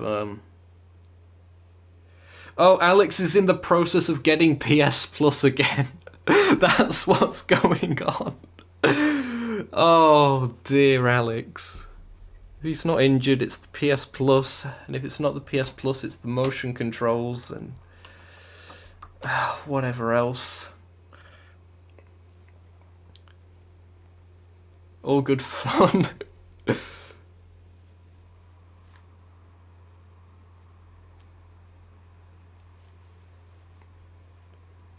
suppose another talking point, the car. The Dallara SF23. Now, when we've done the IndyCar series stuff before, more like on a Gran Turismo Sport, it was that long ago, a few years back, we was using the Dallara SF19, which has a bit more power and a bit more aerodynamics. So dirty air increased as well, which means more slipstream and stuff like that. This particular model improves on the dirty air side of things, so it is easier to follow a car behind, but the slipstream thus is a little bit less strong. It does weigh a little bit more, this car, so cornering speed's a bit lower, of course with the lower downforce too, and a little bit less horsepower as well. It's 639 on the SF19. These engines put out 625 bhp, turbocharged of course. What engine size things are we looking at here? 2-litre engines. There's your weight distribution. If anyone's wondering, this is stock. I'm not giving away state secrets live on television.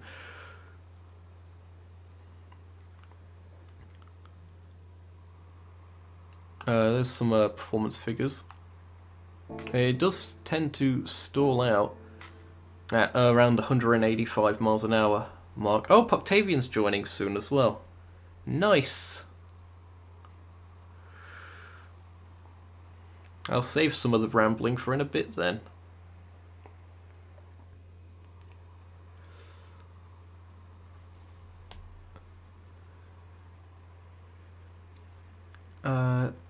So again, even with the less aerodynamics, the drop in horsepower and the extra weight does mean that you're getting a bit slower top speed than the SF19 with the SF23. But it should be better suited for more of the circuits, is the thinking behind it. And of course, it's a decent bit of sustainable carbon fibre, I seem to recall, with the SF23. That was the thing they're doing with that, and as well as sustainable tyres. Oh dear, I'm getting more notifications on Discord. This is like the Radish comedy hour.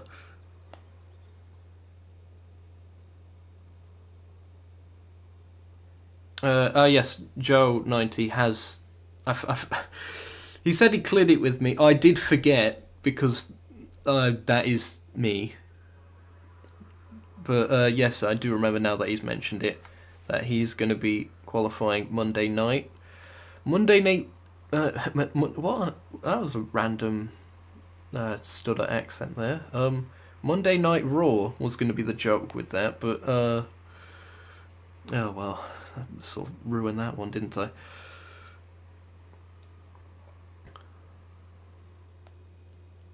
Have I actually got everything up to date?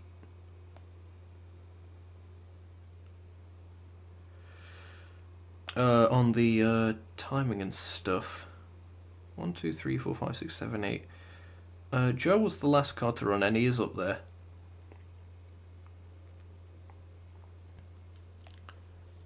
We'll go over the current times then as things stand once again.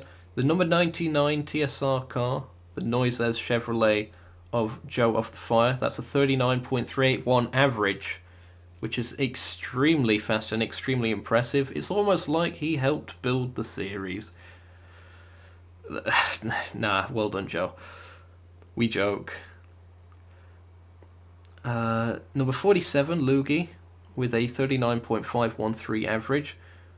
Though we're probably going to see a little bit faster pace than that in the race, given the mistake they made on one of his laps.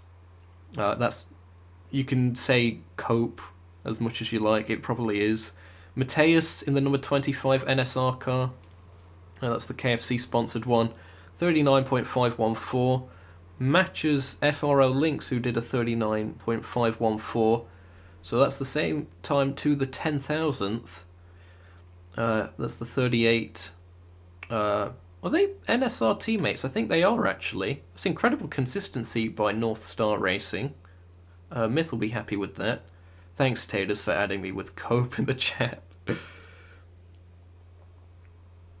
So yeah, 39.514 for both of them, but Mateus signed up first, so therefore he gets the tiebreaker over that position.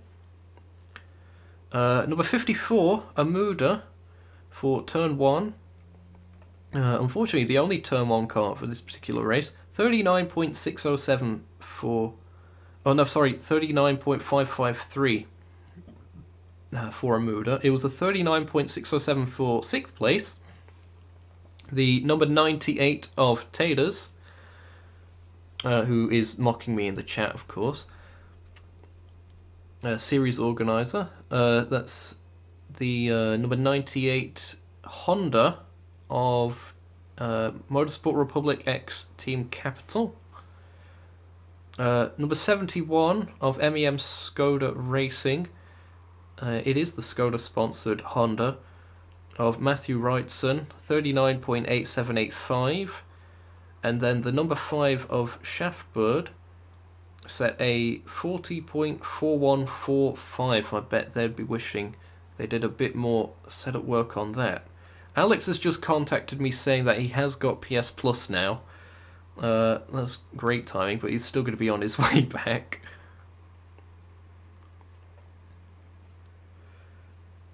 So that's 8 cars down. Something I actually didn't mention earlier when discussing this, there is actually going to be, for the top 6 cars, on race day, there's going to be a top 6 shootout. So that order can shift completely. So if these guys have found a little bit more time in the setup, or a bit of a better run, then the order can definitely change up. Maybe that's how Lugi gets towards the front. Let's see. On race day, you can tune into that, of course, by liking and subscribe. Well, not by liking, but like anyway. But by subscribing with the notifications on 1 week's time here at Blue Moon Base Speedway in California, just south of San Francisco, with no weather at all, because it doesn't rain in America, according to Gran Turismo. Everyone knows that. I've been told by Alex to tell Taters to accept his friend request. His PSN is listed on the entry list. He's a Nukeshot driver, so I'll be sure to do that.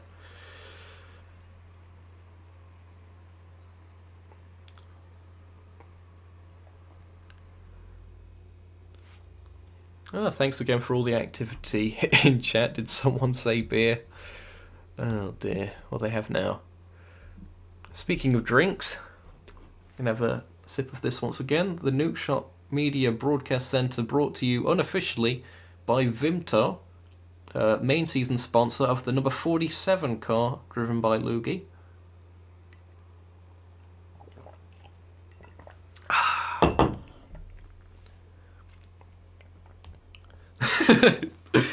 Taters, you asked for filler content. This is what you're getting, alright? Just the mindless ramblings of the mentally challenged. I don't know.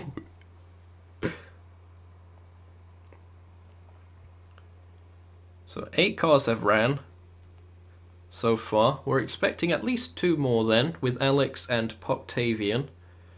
Don't know what's happened to Poctavian, if he's supposed to be on the way.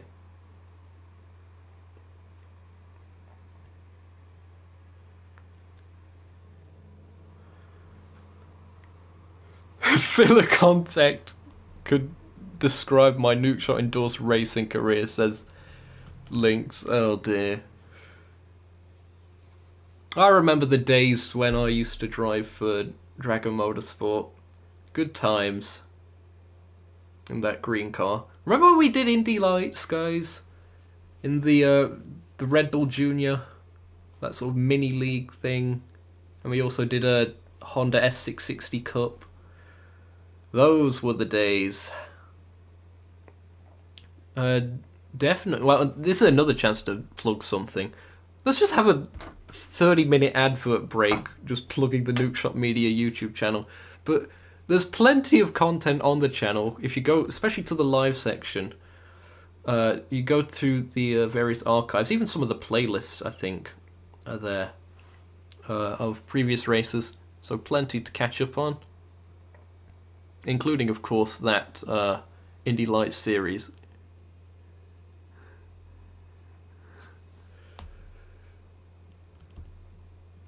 Oh yeah, Lynx, of course, was one of the Commentators Guild.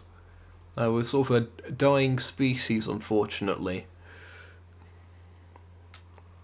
Commentary is definitely something I can recommend people getting into. You don't even need that good of a microphone. You just need to say what you see on circuit, and that's the main thing. I mean, look at me. I managed to ramble through how many minutes now? With no content. And yet 5 people are still here.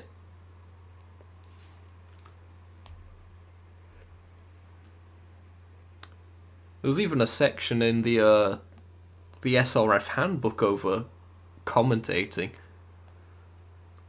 Remember that document? That document hasn't seen an update in years. Alex is on his way, apparently, according to Taters on Discord.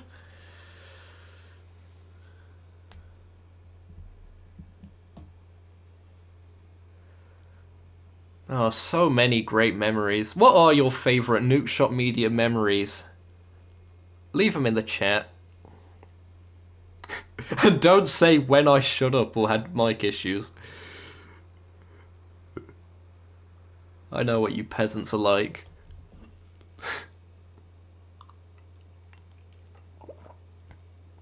There's an awful lot of quotation marks around the word one. There, Loogie.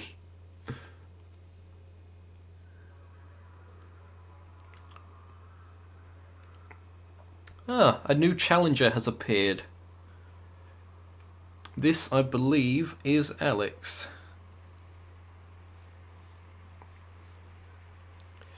Let's hope there's no disconnection issues.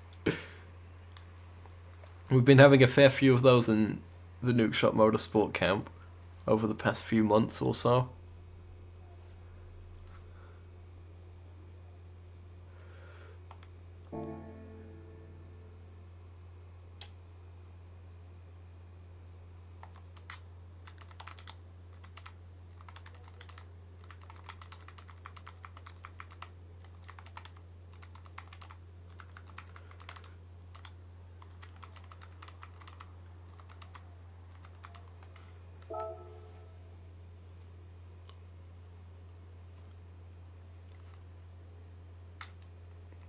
Just checking in. Definitely no race fixing going on here.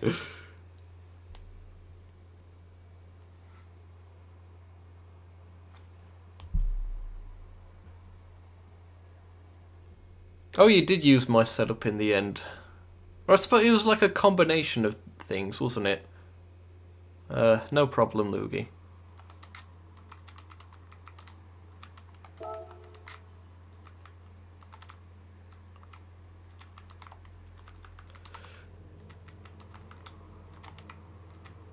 One timed lap? No, that's wrong.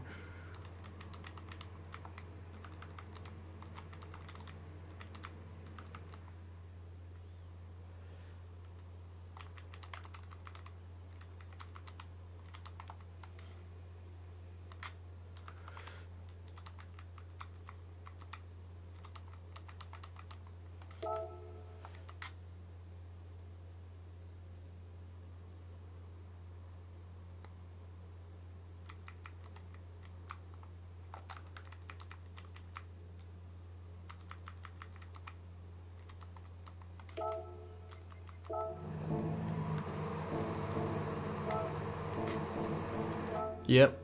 And, no,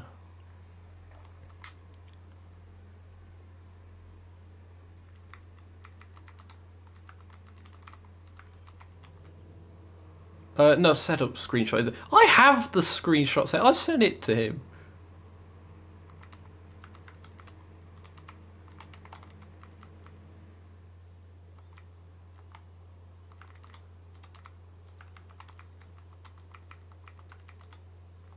This is something I would have told him anyway.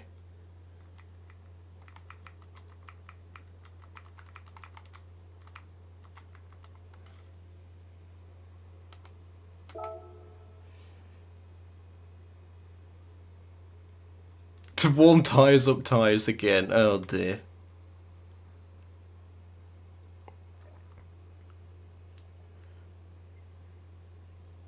It won't make too much of a difference. They warm up again on the outlap anyway.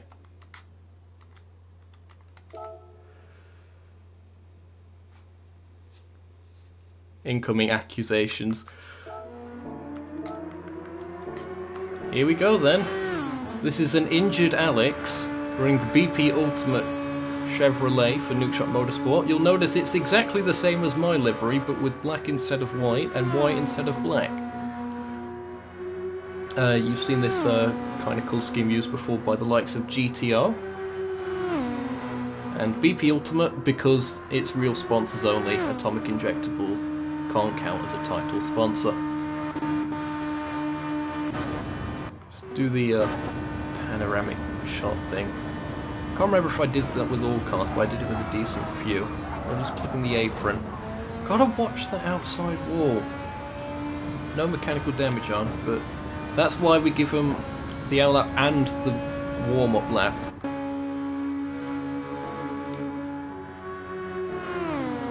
So they get a feel for turn one. Alex, car sparking out. Again, remember, he is injured. Still recovering with his fingers. Get well soon, Alex. I think he's using motion controls for this, so a bit out of his comfort zone. Oh, that's very close to the outside wall. I think he just avoided it. It was certainly close.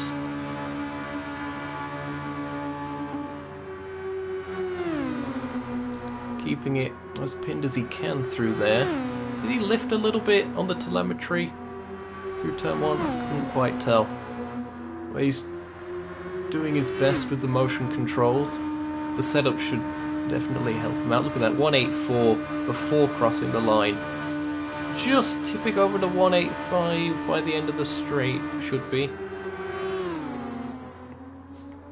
And while he's making his way through turn one, no crash there. First lap was a 39.941. So yeah, not the best opening lap.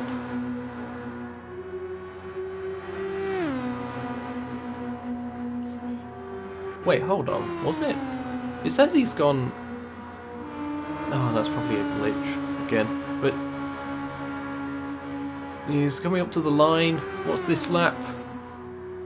That one was a bit faster. 39.554. I'm going to calculate the average.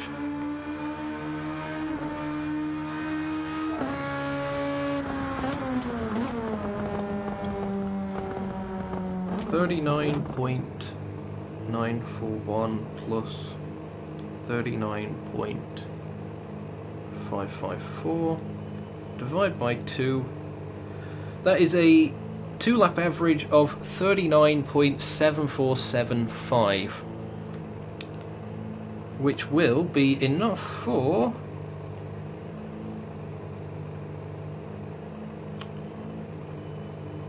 seventh place out of 9 cars as it stands, and I think that's a pretty good effort given his injured state.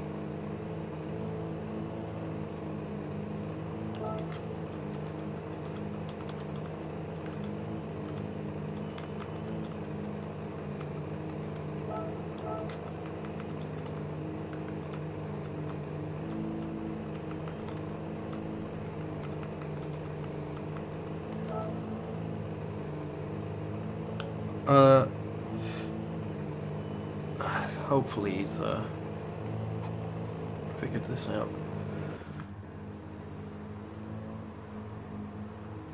So I'm gonna add that to the chart.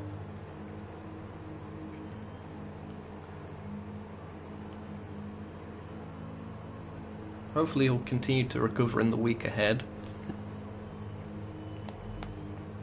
And with a bit more practice on the motion controls, who knows? Number 55, I think this one was. Yep. Number 55, Alex 08 dash and 10.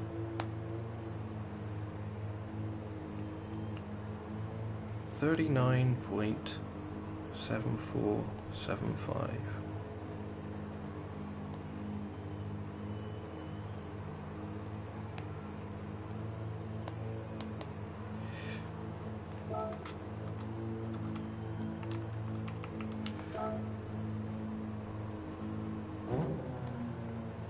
Okay. Yeah, that works. I've got the times. That's the important thing to see. Alex. 39.941 plus 39.554 divide by 2, and two-factor authentication says that is correct. Alex goes 7th fastest in the 55, the BP Ultimate Chevrolet. 39.7475.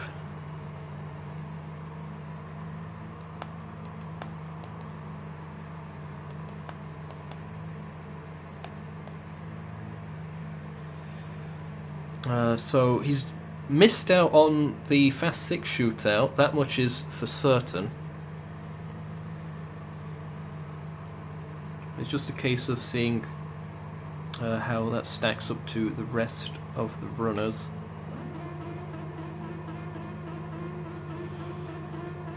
Poctavian should be on his way. I'm gonna cross out Alex from the no time list.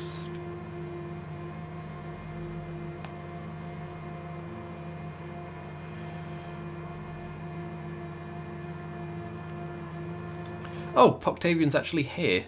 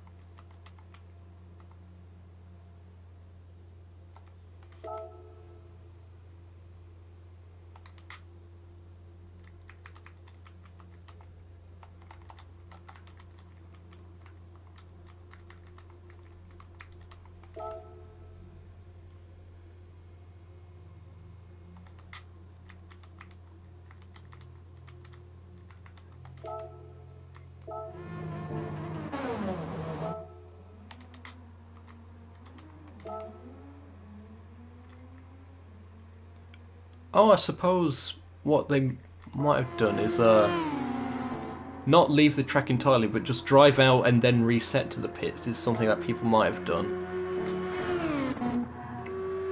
My fuel is slowly draining away again. Here's Octavian. His teammate, Joe of the Fire, has set pole position, and he's likely using the same setup, so we're expecting good things here from Octavian. Joe is a bit of an oval specialist. He's done plenty of oval racing back on Gran Turismo 5. Octavian perhaps a bit less experienced in the oval department, but we shall see how he does. This is the warm-up lap now.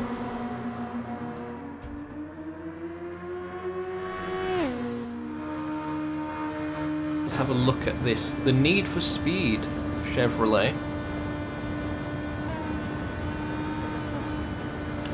Design, I think, courtesy of Tom Soft. The number 10 machine. Taking the high line through turn 3. And we'll be starting the first time lap now.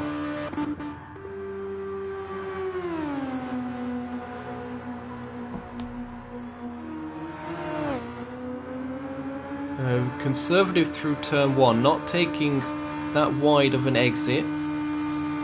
That might pay off for him.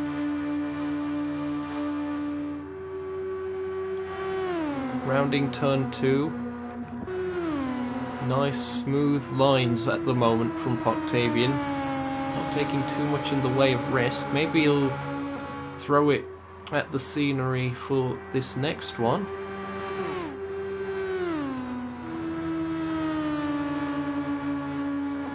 What was that lap? That was a 39.444. Oh, that was nice and close to the outside wall. Did he touch? It looked like it dropped to 173 momentarily. It's charging his way through turn 2.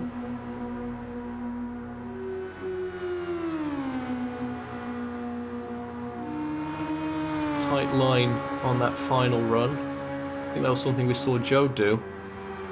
And across the line, that is a 39.393. That is going to be a very fast average.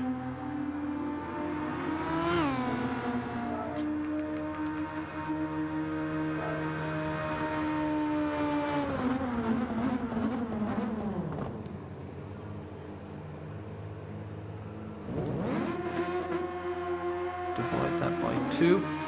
39.4185 is the average for that. And that is enough for second place, only behind their teammate. So it is currently a TSR 1-2. Well, some things never change, I suppose. Well done, both of you.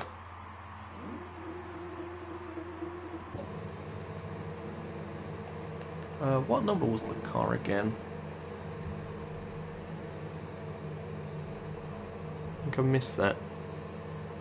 Number 10, that was it.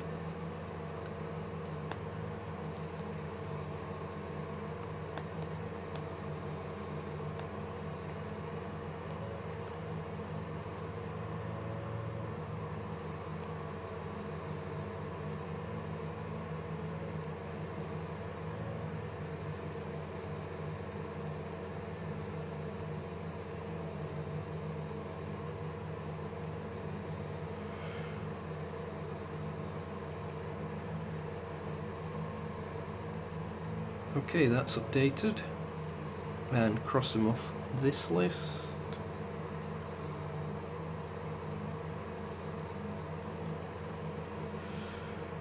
Okay,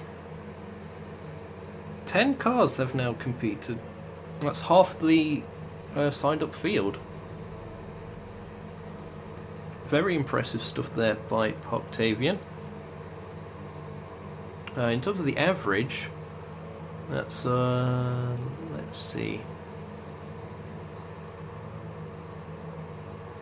about 300ths off, just under 300ths off of Joe. And given he's the oval specialist around these parts, that is very impressive.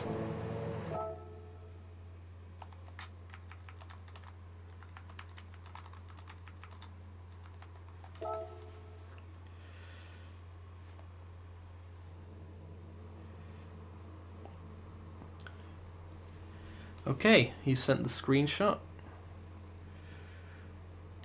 39.44 plus 9.393 divided by 2.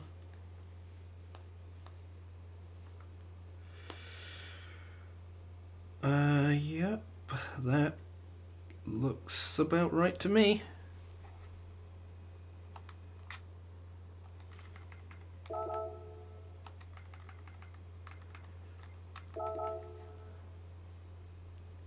Almost indeed. But I think he'll be happy with that. He's probably made the Fast 6 with that time. And of course that top 6 likely to shuffle around.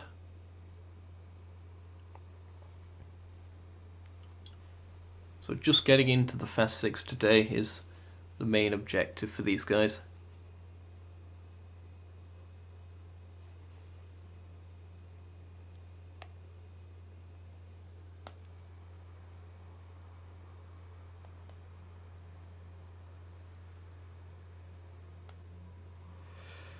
And we're back to the filler content for now.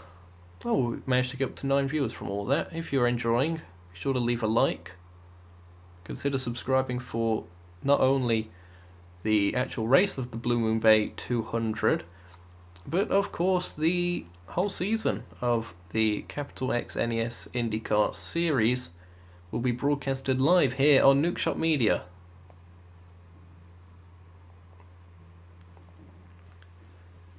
Going to be checking through the Discord once again. If you have any questions that you'd like to ask the host, be sure to let us know. Oh, there's a question from Tatus. Is Swablu going to do his run today? Well, unfortunately, I've heard from Swablu. He's actually on the injury list. He's unfortunately broken his collarbone. So I don't know what his status will be in terms of being able to race. I have my doubts about it.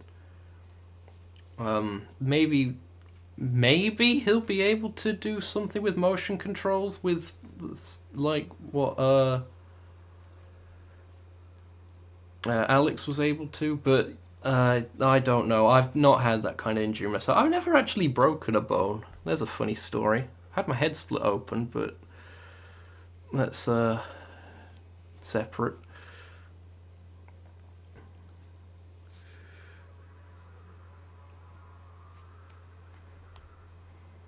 Yeah, I'd imagine it's difficult with that. I'm not gonna force him to go through like a pain barrier or any of that stuff.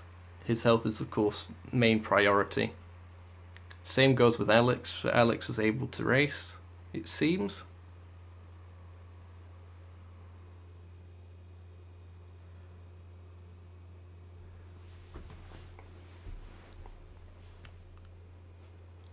Is he sitting the season out? I don't know how long it would take for him to recover, but we do have a backup driver. It's just the issue is the backup driver is also recovering from an injury. That is Alex, of course, for the main season. We'll have to see. We'll have to see.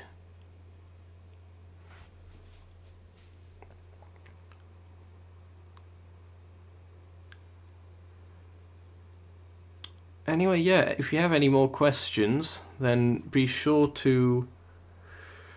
they get injured after they sign up. That's the issue, Loogie. But yeah, if any more questions, then be sure to leave them in the live chat. And I'll be sure to answer them. I'm just going to go over Discord once again for a bit. 10 cars ran today. How many of them were Chevrolet and how many Honda? I'm going to do a quick count. Okay, 1, 2, 3, 4, 5.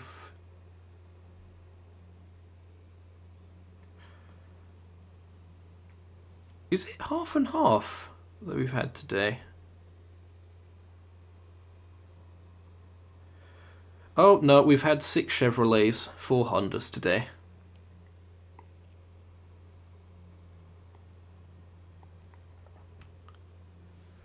Oh dear, the question is NES Season 7 when? Eventually. We've still got a couple more regional tours to do. We've got Europe and Asia that we need to take the festival over to. The North America tour was a fantastic time, as was Intercontinental.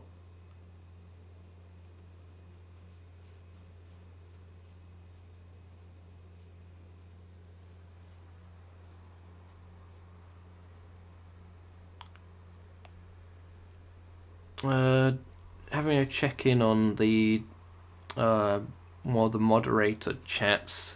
Taters are suggesting we give this 20 more minutes before closing because we think that the rest of the folks are unavailable for the rest of today anyway. Still, we managed to get through a decent amount of people. I might as well include my own pseudo qualifying attempt anyway, just to see where I'd get. It's always good fun. I'm of course not racing because I'm stuck in the commentary booth once again. I would love to compete in this race, you know. Much like Maro said as well, but Maro's got other commitments. This commentary stuff is my commitment here. I'm happy to take one for the team, but I would love to compete in a Blue Moon Bay 200 one day. Maybe even have it my perspective live streamed, like from a race perspective as opposed to the broadcasting. I know I volunteered and I said I'm happy to take it for the team because, of course, having a broadcaster is an extra incentive for people to sign up and stuff. That's why all like the Be on YouTube lobbies tend to do well.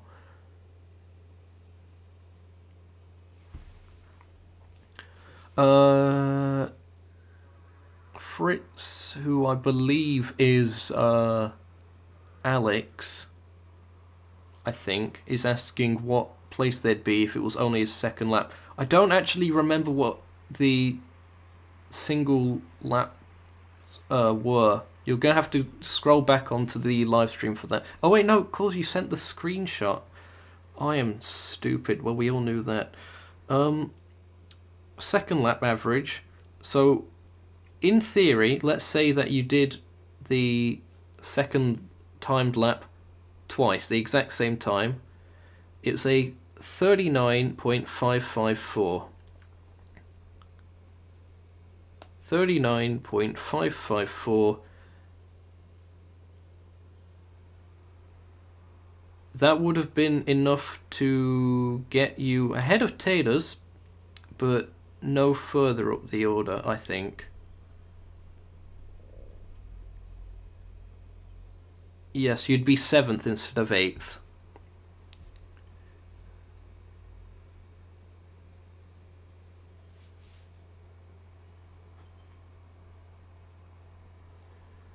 Yep, one place.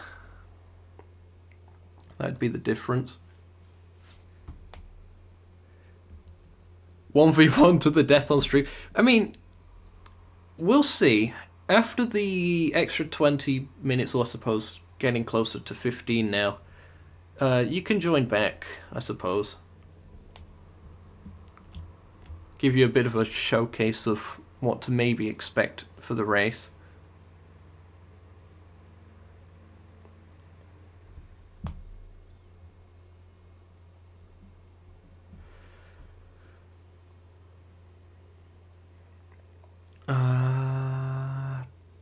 I did have a train of thought, but it's left the station. There's another one for the quote book.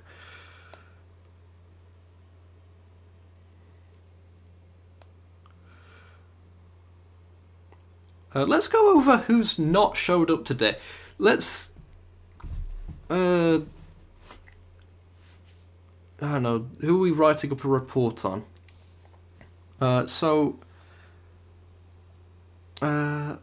As mentioned, 10 did drive today. 10 left to go.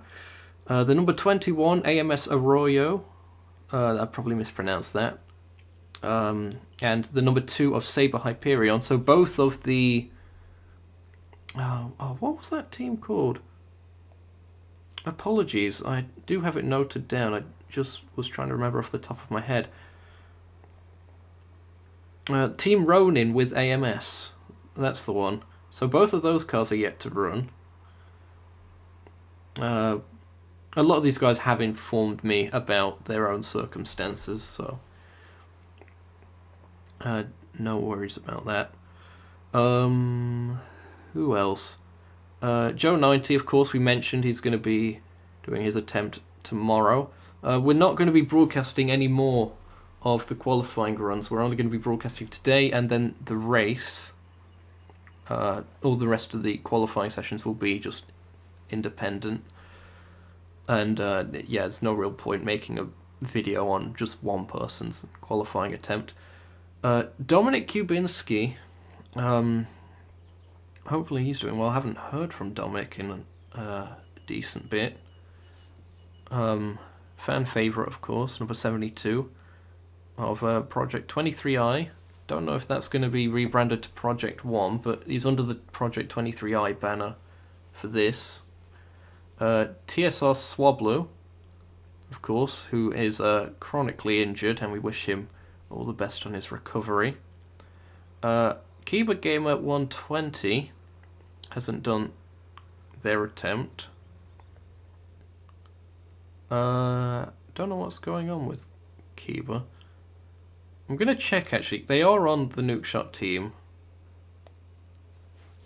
And speaking of which, some of you guys will have the IGTC race coming up later today. So look out for that.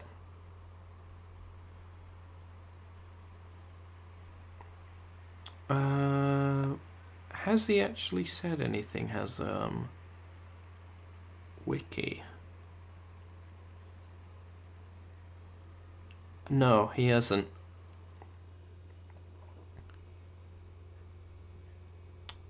Taylor, did you hear back from when I said what his PSN was? Oh no, you had his PSN but not his Discord name. That was it. It was Wiki.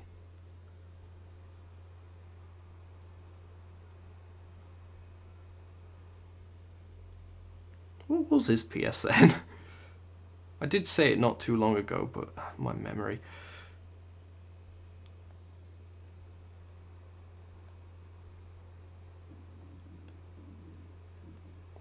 Oh yeah, Kiba Gamer. That was it. The whole Kiba Gamer situation. Have they been around? I don't know. Could have maybe got one more in if it was. But yeah, Kiba Gamer is at Wiki on Discord.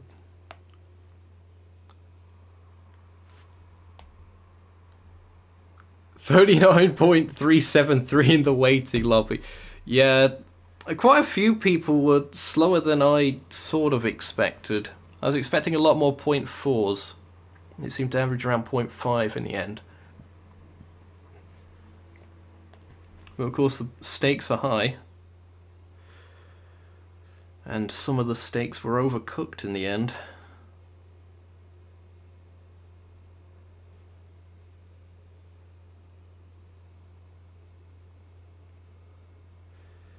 Oh, just hearing back from Volked, who's the latest sign-up. They're probably going to have to do a session during the week or something. But yeah, welcome to them.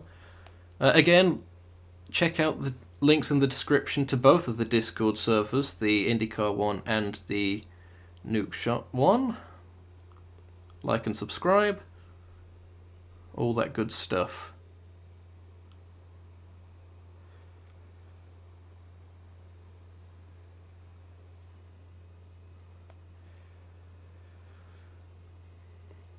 And I'm gonna use this chance.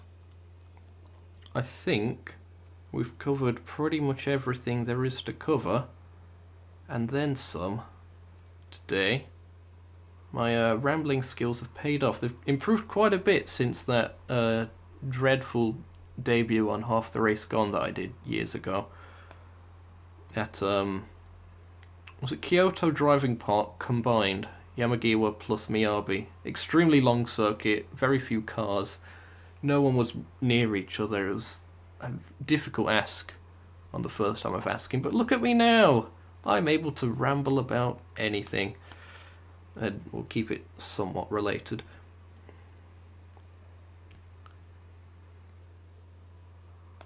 Okay, let's see what the radish can do.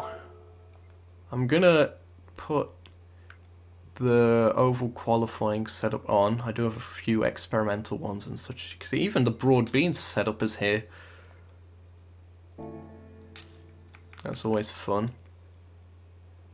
Oh wait, someone's joining. Is this Taters? I think.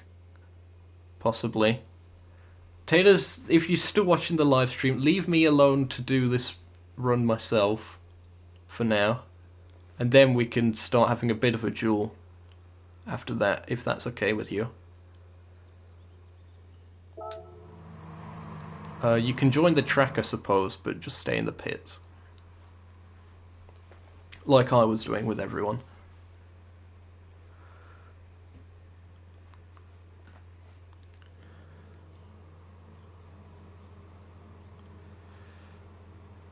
Announcements. Yeah, that's all good. Okay then, let's see what I can do. The tyres are going to be frozen solid, so I'm instantly going to do that trick. Let's see what I can do. I am on a DualShock 5, otherwise known as the DualSense.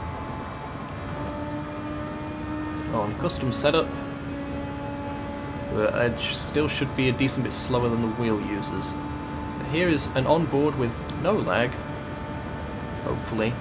Imagine I lag on my own screen. Okay. Outlap nearly done. Trying to keep it at 181 through there. If I drop to 180, I've not done too well on exit. 184. Should just be tipping 185 if I can. No, not quite. That was a spicy exit. It's all about opening the steering up through there. Maximising that. Dipping down. Trying to stay at 183. Managed to get to 184 momentarily. Oh, just clipping the apron. It's not what you want. I've dropped down to 180 on exit of turn 3.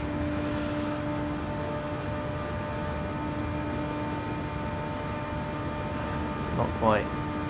This is the first timed lap.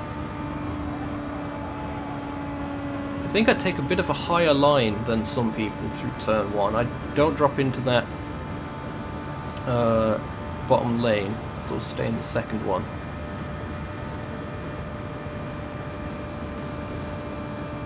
My thumb's going a bit shaky, that's concerning.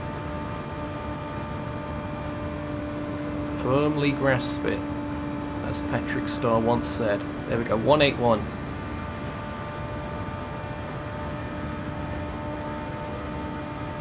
$39,517. That's not too great. I could have gotten a decent bit better exit through there. I have done a 39.3 in my own time.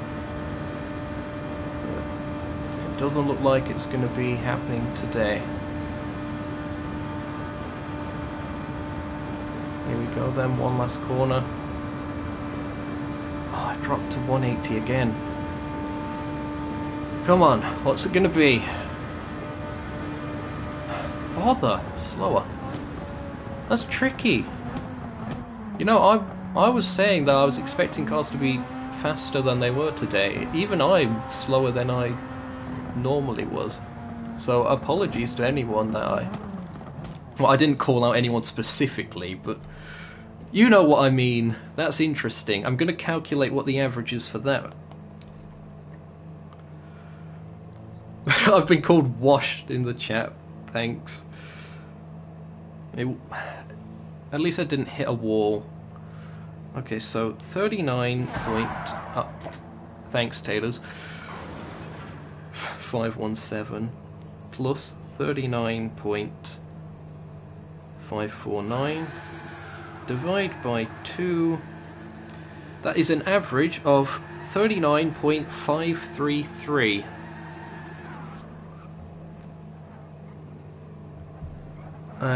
Where does that put me?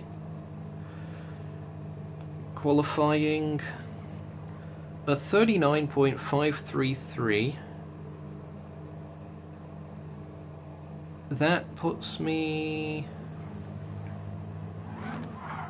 6th, I think. I just make it into the top 6 shootout of the cars that I've ran so far.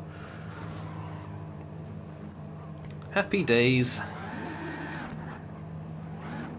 It's tricky out there. I do think that the pressure plays a significant part in all of that, because as I mentioned during the run, my thumb was shaking a little bit.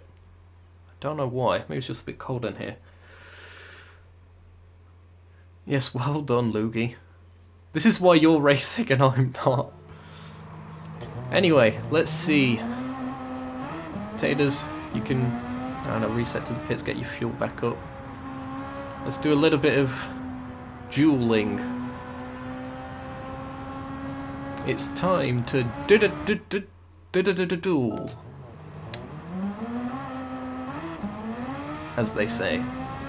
Hopefully I don't get a copyright strike for that. Okay, he's just sitting there. Start the race. You want a race? Oh, okay. We'll do...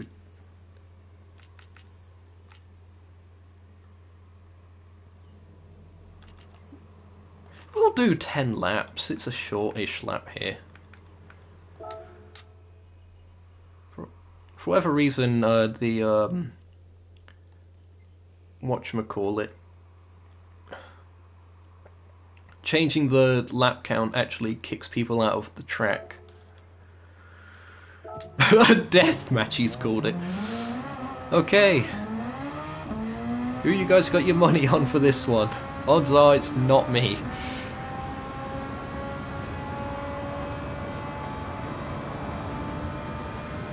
Do we have enough fuel? Oh, that's gonna be interesting. I'm gonna up the fuel, just because I'm not feeling that masochistic. Oh, that's the refueling speed. Set that. All of that.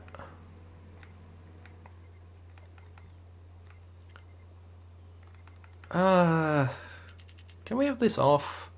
Is there a way of switching this off? No. Oh well. We'll keep it as is then. There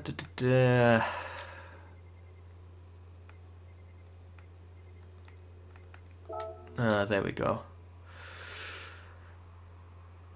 That'll do. Yeah, it looked around 8 laps of fuel.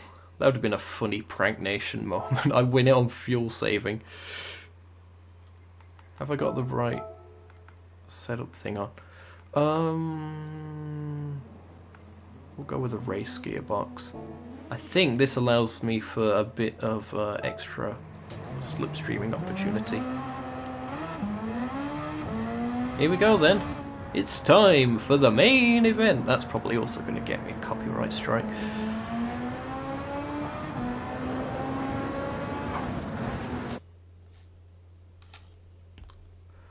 Open the lobby to the viewers. I mean, after this I'm probably going to head offline anyway. But here we go then. Zokyo versus Taters. The main event. Forget the 200. This is what you all came to see. And it's green, green, green, and the cars are off, and I'm wheel spinning my way off the line. There's Taters. Being obtuse, as usual. So the cars are going to be heavier with this, compared to the qualifying runs. Of course, we're on full tanks of fuel here. I'm not going to burn any overtake, because no need.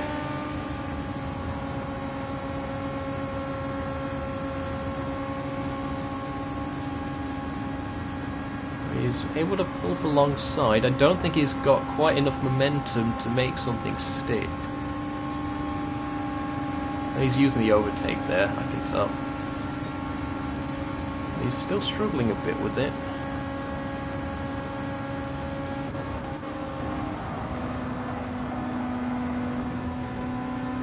Okay, slipstream time.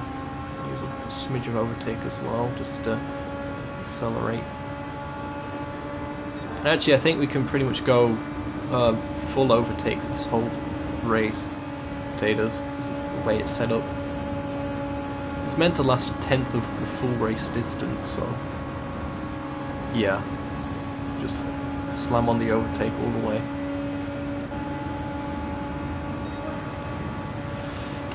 It's not the smartest thing to do there. Backing up. There we go. Target acquired. On the outside. Holding this second lane. If I can. I've just cleared him.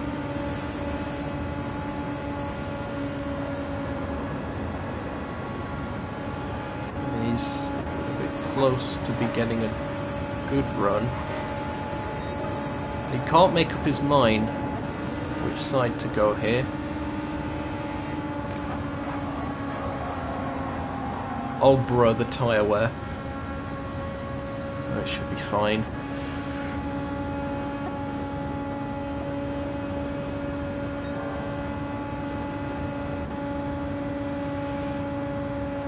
You can also see the speed difference that overtake makes. We weren't hitting any higher than 185 in the qualifying runs, but with this we're able to get 188, 189, maybe 190.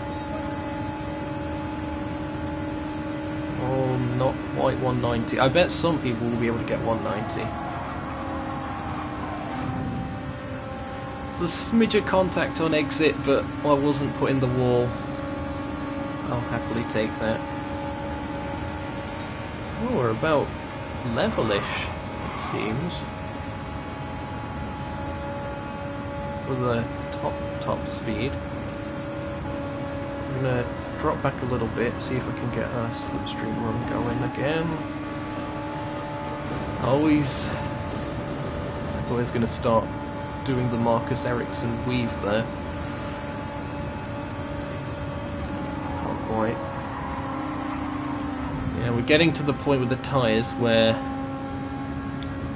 I think it's going to be a lift off the overtake to make it through there in one piece. Dipping down.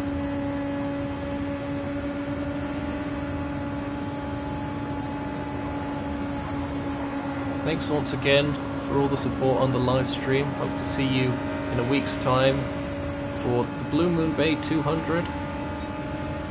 As this Jewel of the Century continues. What kind of a gap was he trying to go for there? Oh dear, yeah, having to lift off through there now. He's got a run on that. It's all about timing the final run. And when it comes to the actual race, saving fuel, but all good. You'll notice that I'm nowhere near revving out, even in slipstream, because that's normally saving fuel, keeping the revs a bit lower. Oh, he's gone down to the apron.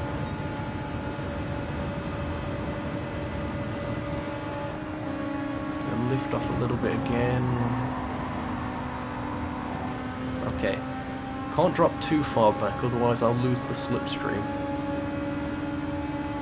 I should be fine.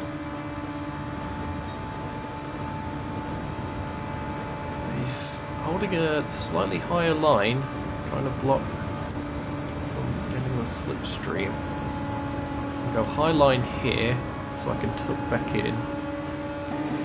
Target acquired. Oh, okay. Maybe misjudged that a little bit. Oh, this is going to be an awkward one. Oh, look at that.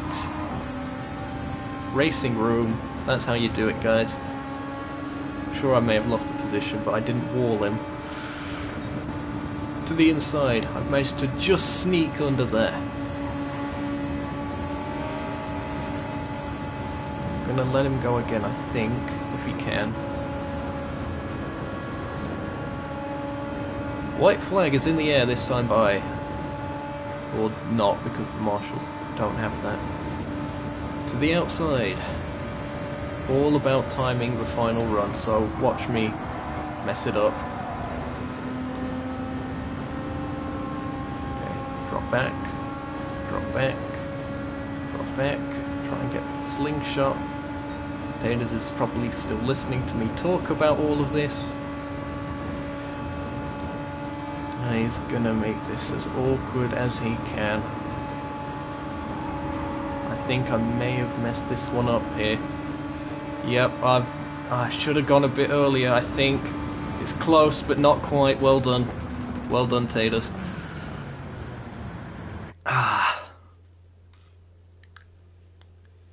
Slipstream effect, not quite as strong as it used to be. Especially with the SF-19. But yeah, well done, Taters. Good race. Clean race bonus, look at that. And pole position, which is definitely earned. Look at that majestic helmet.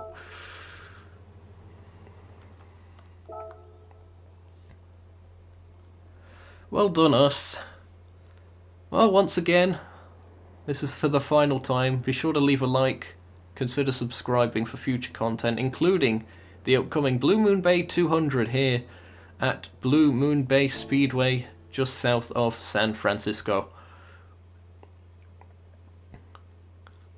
Links to the Discord servers for both the series, which is still taking sign-ups, so definitely check it out, as well as the Nukeshot server itself for Nukeshot Media, in the description, of course, both those Discord servers. And from all of us here, I've been Zokio. I don't think I've actually said I've been Zokio this whole time. Well, the mystery has been revealed, I suppose. It was me the whole time. Hope to see you in a week's time for the big one, the Blue Moon Bay 200. See you there, folks.